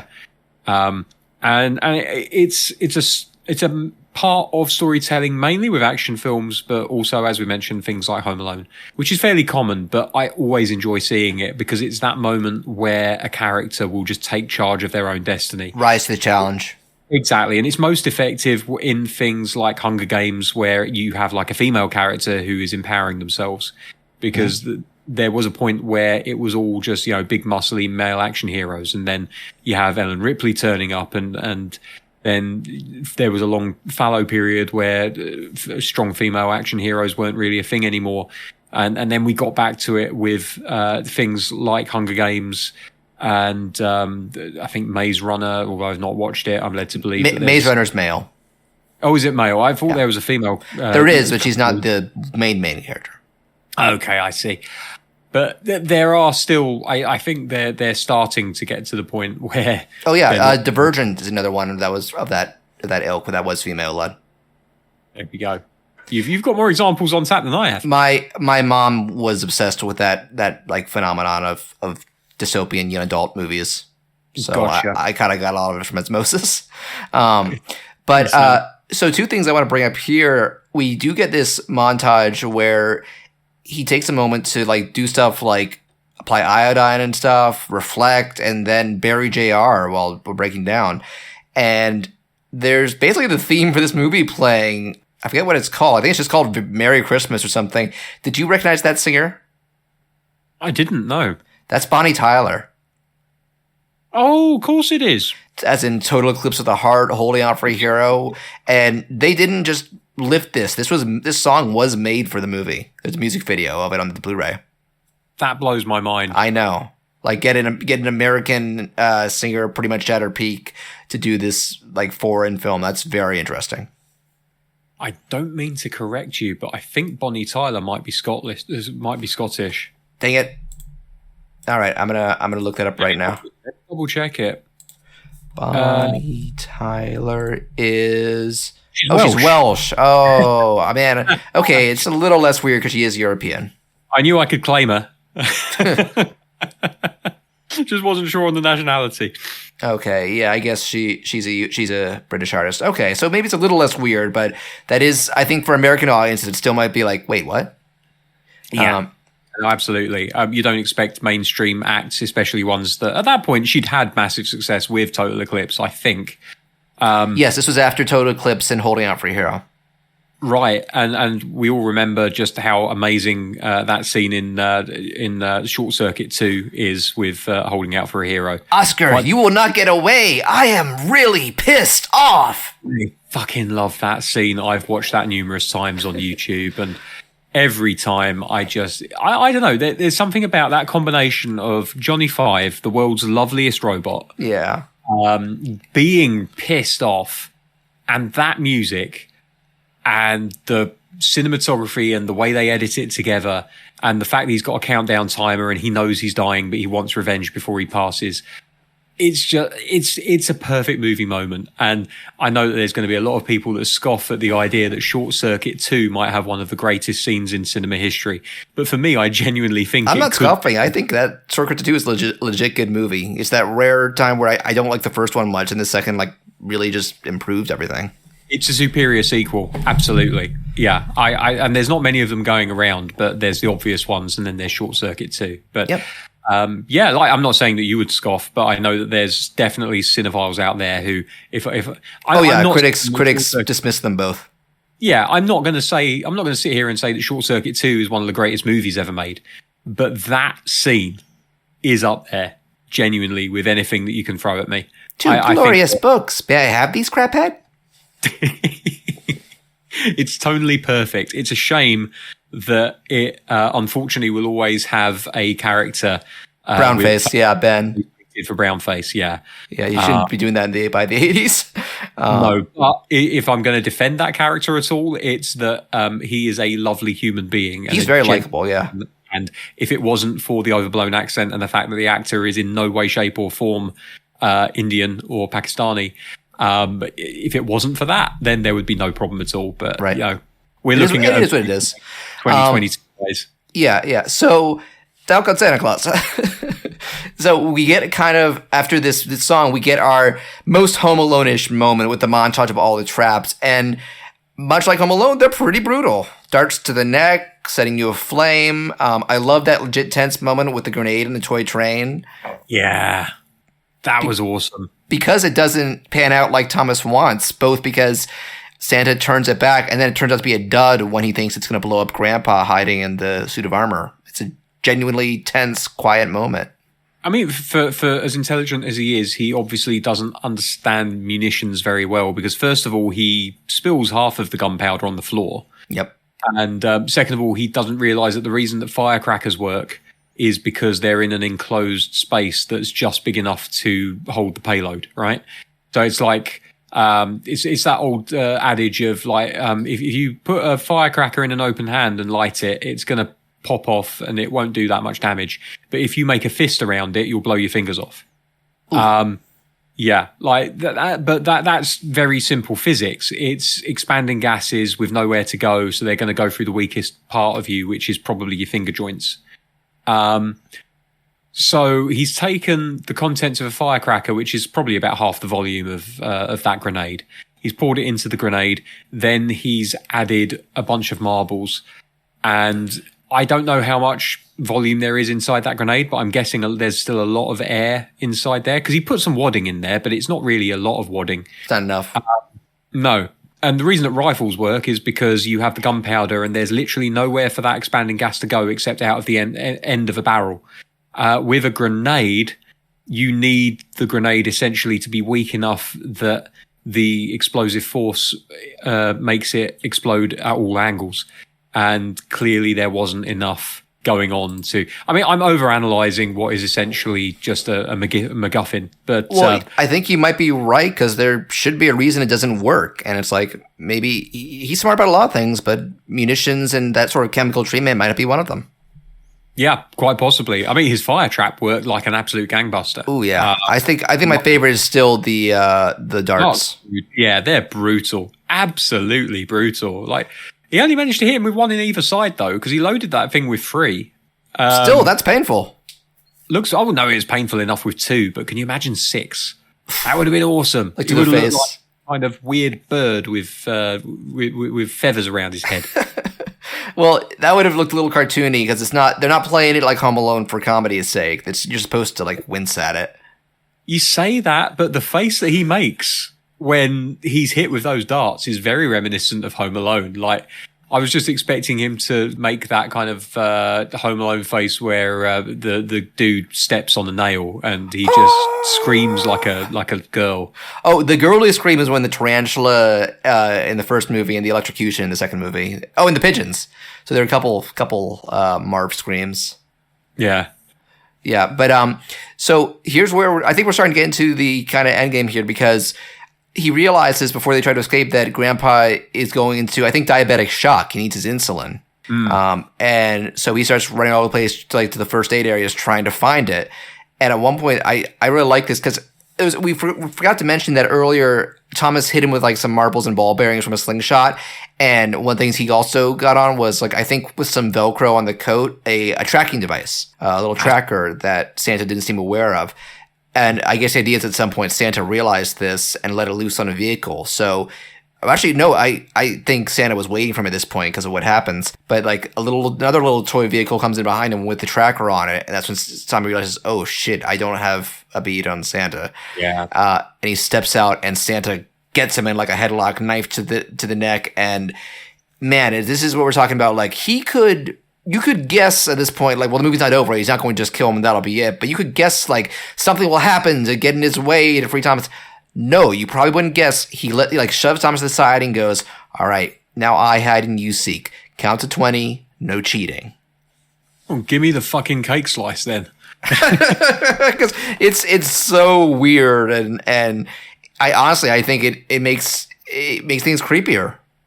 It does, because it gives you that unpredictability that you somewhat lose when it's just a maniac coming for you all the time. Yeah, like I wrote, you could easily have assumed this whole time his end goal is to kill Thomas and he's just crazy like that. This gives off the vibe that even though he's willing to terrorize and hurt him, he's actually treating this whole event like a big back and forth game, and maybe he doesn't even have an end goal in sight. Like, he's not thinking about his own safety or escaping. We don't know, and it's just making him this harder to read is just adding to the tension. Absolutely, it's a very effective way of prolonging the story as well. Yeah, and it also, I think the no cheating line has one of my favorite little payoffs in the cop car. So Thomas, at this point, because we do cut back and forth periodically to the mom and her boyfriend she's getting worried because she can't get through to the house or the caretaker cottage, and she has that sense like something's wrong. And the boyfriend offers, I'll have a cop car go check on it. And somebody does show up and is pretty immediately killed by Santa. So the car is just there. And the cop's body is there with its gun. Let's remember that. Thomas then goes to the caretaker cottage where we do get visual confirmation with their bodies. He just doesn't see them. And he gets the insulin, and I think his idea was to drive back to the mansion to pick up Grandpa and then get the hell out of there. Because, again, they showed that he was actually able to drive that old car around the estate. So it's not just out of nowhere, oh, this kid's driving. And one of my favorite moments, it's this shot of inside the car from behind, like, the passenger seat area, looking at Thomas, and he starts to radio in, like, it goes on for a little bit, like, this is car, blah, blah, blah. Okay, come in, we hear you. He's like, this is Thomas, I'm at the estate, send help. Santa leaps from behind the back seat and screams, "You're cheating!" And Thomas freaks out and crashes the car. And I loved this. It's like a weird sort of code for Santa. Like, he didn't immediately jump Thomas. He waited until he got confirmation that, you're calling help? You're not supposed to do that. It's a really vicious game of hide and seek, isn't it? It's like you get the feeling at that point that he is just playing this awful, awful game where, unfortunately, if you're an adult, then you're no use to me, so I'm going to kill you. But he does leave confused. I'm okay with you calling this the best bad movie ever made because it at least means you got entertainment out of it. And I am legit, like, it keeps throwing these moments where I'm legit like, wow. Like, this is really cool. And again, this is a movie that I kept thinking was just going to be a novel. I think the hang up you have that it's like, well, it's still a Killer Santa movie. And I'm like, yeah, but it's one that they put a lot of clear thought into. And I appreciate that. Yeah, absolutely. I agree. It's, there's a lot to like about this movie. There really is. it is silly, but Yes. it's a lot of fun as well, and it's definitely one that I'm going to be recommending to a few people. That's cool. So let's get to, since we'll be recommending, let's get to the ending, which is, so again, Thomas crashes the car, so it's he can't get out now. I do like that he sees that Santa is still kind of semi-conscious and takes the time to handcuff him to like one of the poles in there to save him some time, or buy him some time. And he trips over, well, he's like, limping back to the house. He trips over the body of the cop and realizes the cop still has his gun. Santa didn't take that. And there's a very effective scene. And they're both like looking really worse for wear at this point. Like you talked about, Thomas is like covered in like green mud and clay. They're both sweating all over the place. There's bloody blood all over Santa's face. And so Santa walks up to him, but just stops. And Thomas points the guns at him. And before he does anything, he breaks down crying again and just asks, why? And Santa doesn't tell him. Yeah. And again, going back to the beginning where we said that sometimes you'll get too much information about the motivations or the backstory of a killer. And in this one, it's just like, well, no good will come of me telling you at this point because it will be disappointing. The best way to approach it is to just let the audience go on what they already know about me. And it's fair enough that Thomas is asking why, because of course you'd want to know, but that doesn't mean you have to give an answer. Exposition is not always a good thing. And there's something about the unknown which is even more terrifying as well. Yeah, like, it helps. The way he's left, he's not comatose, but he is in a slightly vegetative. Oh, Thomas? Yeah, he's in a sort of vegetative yeah, state. let's get to that. So he does at one point fire the gun, and I think he either grazes Santa or gets him in the leg because Santa falls to the ground and he's limping in his final moment. He gets back and goes to Grandpa's insulin. There's kind of a close call where you're not sure if Grandpa's alive, and it's pretty emotional actually. And a great shot where we're getting a side view of him leaning down to the Grandpa. He leans up, and right behind him, there's Santa standing in the door frame. And I want to bring up, I guess Santa fell in the snow and mud after that gunshot. He looks like hell. He looks like Swamp Thing. He's just a mess of muck and matted hair and blood. And he has his final motion is also odd because rather than act vicious again, he starts kind of limping toward Thomas with like an open hand outstretched, like please play or like please help. And you could interpret a lot from that, but it's unsettling. He does this a few times during the movie. When he's approaching the car in the garage, he just kind of opens up his arms in like a welcoming pose. Yeah, it's very odd. But then he headbutts the screen and basically goes mental. So he does that a few times where like I'm not sure he knows how he's going to react. I think he just goes with whatever feels right in the moment, which is very unsettling because, some slashers, and I feel fairly comfortable in putting him into the slasher genre here. Yeah. Some slashers are very fixated on just getting the job done. You look at, again, I'd name checked them earlier, but Jason and Freddy, Ghostface. Well, not Leatherface. Freddy so much, because Freddy is definitely one to get the job done, but he'll make a few quips before. Okay, what about Leatherface? Leatherface. Yeah, I guess so. But definitely, you're talking Jason Voorhees and, oh my God, Michael Myers. Right, yeah. They are very much like, I'm just going to keep coming at you, and the first chance I get, I'm going to kill you. Like, I'm not going to play around with you. I'm not going to put you in a full sense of security. My job is to get close enough to you to stick you with a sharp metallic object, possibly pin you to a wall, and make an example of you. And that's what they do. This guy, on the other hand, he will do that to you. But would you like to play hide and seek first? Yeah, he's going to toy with you. Really? Yeah, like not in some mastermind way either, just like on a whim almost. Yeah, like he's a slave to his impulses, which is probably the scariest version of a serial killer that you can possibly be confronted with, because they can't really be reasoned with. It's they're a slave to their emotions, and we all know how difficult it can be to reason with the unreasonable. Yeah, and again, I do want to give props to his actor because he has to sell a lot of this through his face and his eyes. And just a fun note, I looked up his IMDb, and unfortunately he passed away a couple of years ago, Patrick Floresheim.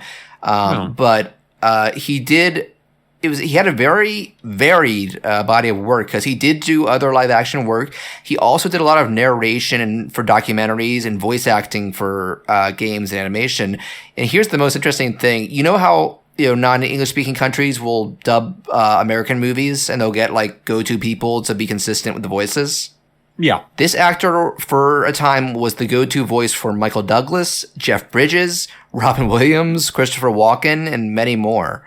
He definitely had some cred under his belt. Fair play to him. And he's an excellent actor in his own right. Like, I will not take away anything from him. His performance from beginning to end in this movie is really, really well done. Yeah, and I want to give credit to Thomas as well. For a kid, I think he sells these emotions quite well. He does. Like, it never feels like he's over-egging it. No.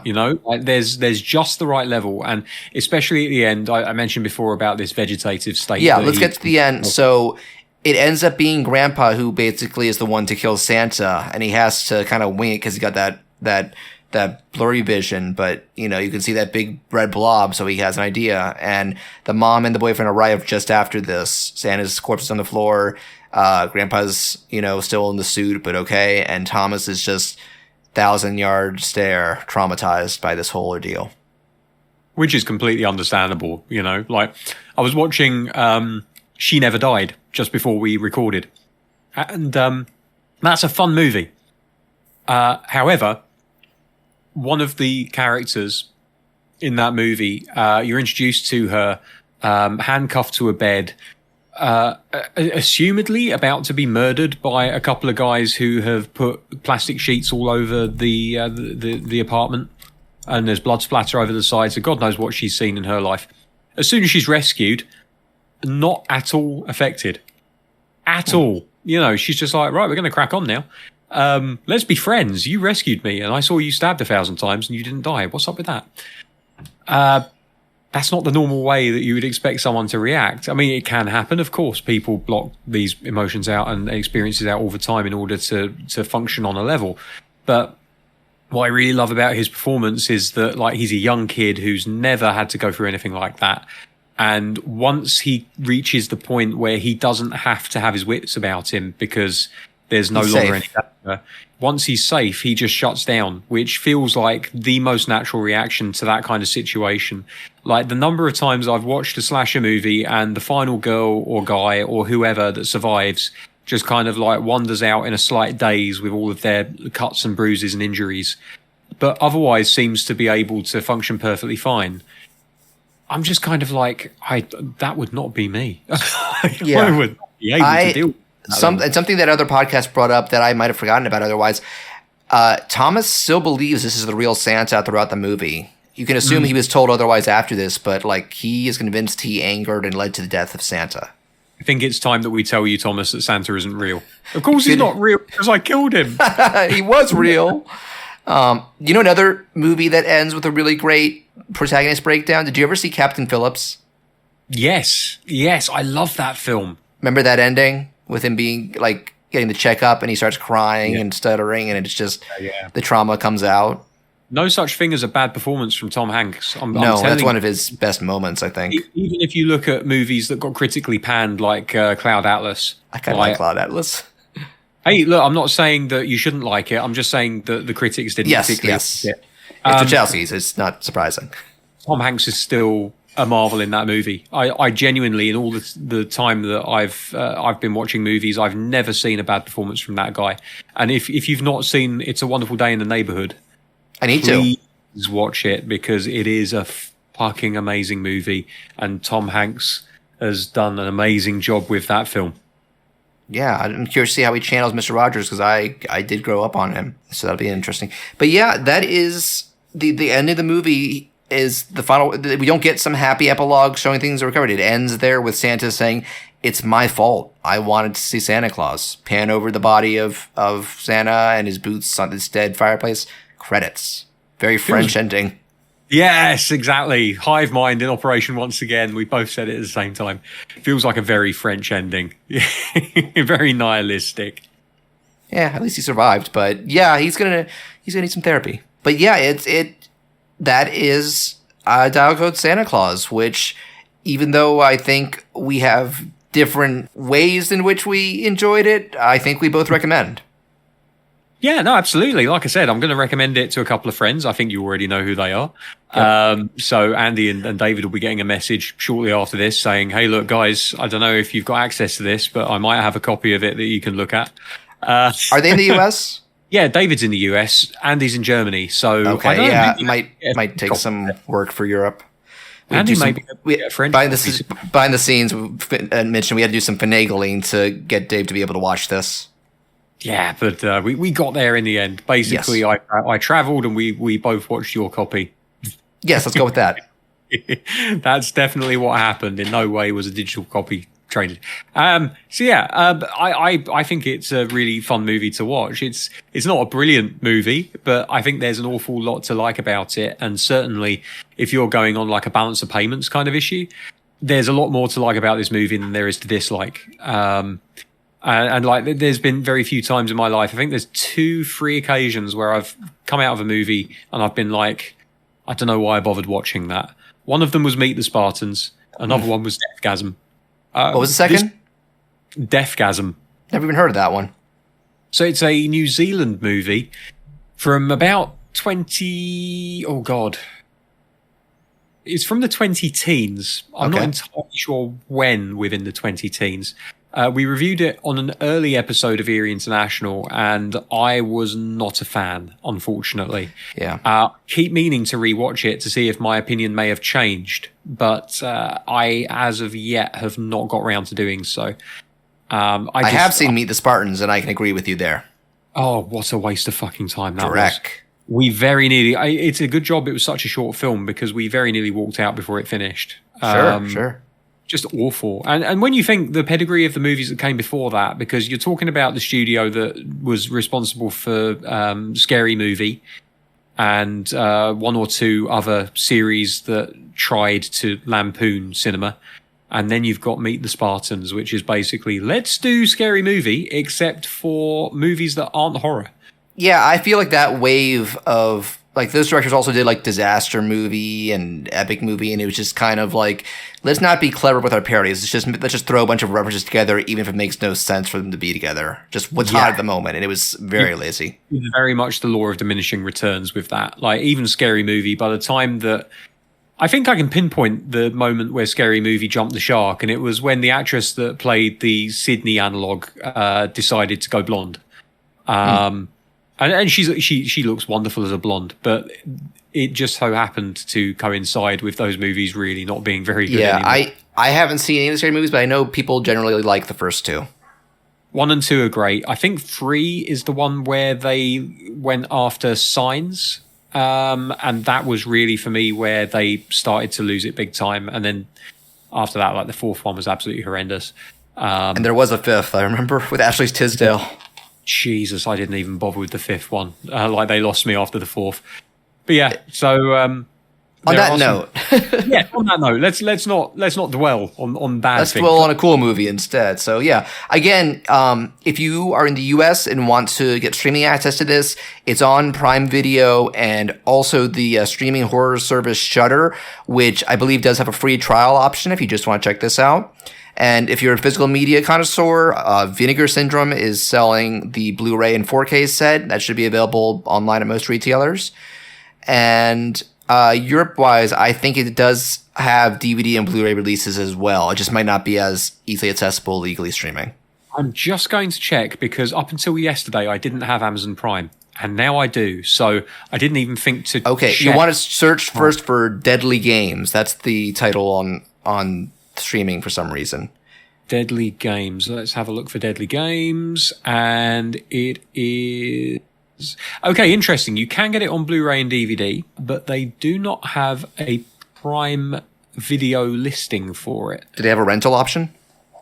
There is not a rental option either. They don't have it digitally at all. However, that is under Deadly Games. I will do my due diligence and have a look for the others. Okay. Yeah, Dial Code Santa Claus is the other common one. I think when it was first being distributed by the Genre Archive, they went with Deadly Games, but at this point, I believe like the Blu-ray release is under Dial Code Santa Claus, which is closer to the American title, which is like an area code, and then Perry Noel, which is Santa Claus. I just go by Dial Code Santa Claus because it's the most distinct, I think.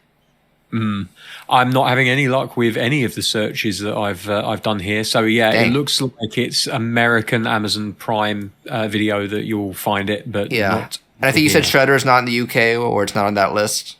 Shudder is in the UK, but I don't have access to it. And also, it's one of those services, very much like Netflix, where depending on the region, you can have it. very, very different listing. So can't guarantee anything, I'm afraid, Pete. But look, wherever you live, whatever you got to do, try and seek this movie out because it is worth a viewing at the very least.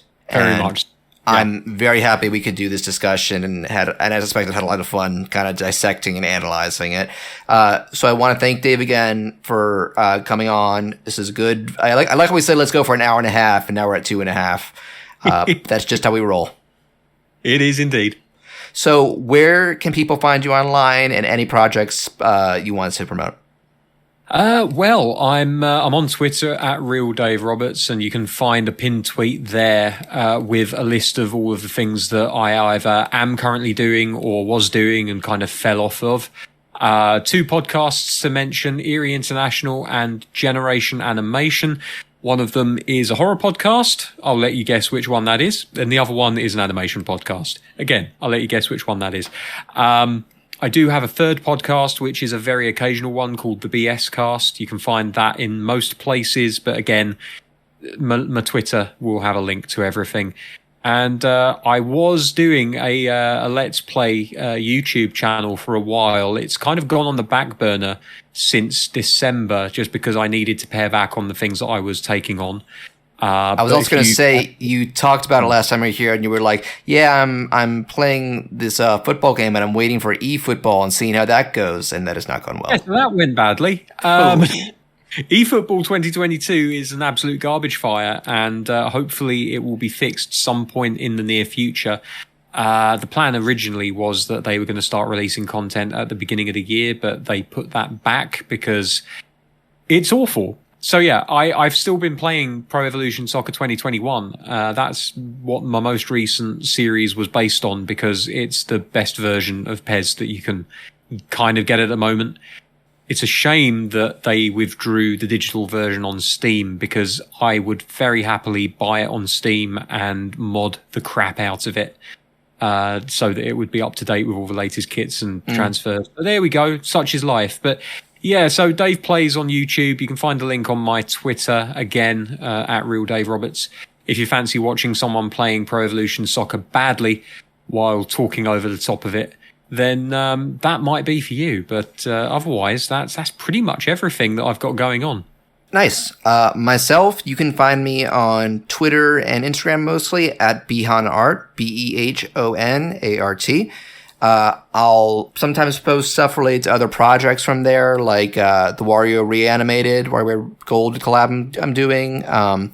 And you can look forward soon. I would say, if you aren't already, join the Discord server that I list in the episode descriptions lately, because not only do I have a section for the podcast, I've also started Chance of Flurries, a secondary weekly or bi-weekly podcast with my brother, which is kind of a smaller, more compact and casual take on this, where we talk current media. And look forward soon to news on more animation projects. I'm really getting underway on both the new Wario and Spacious, my big time passion project that's fully original.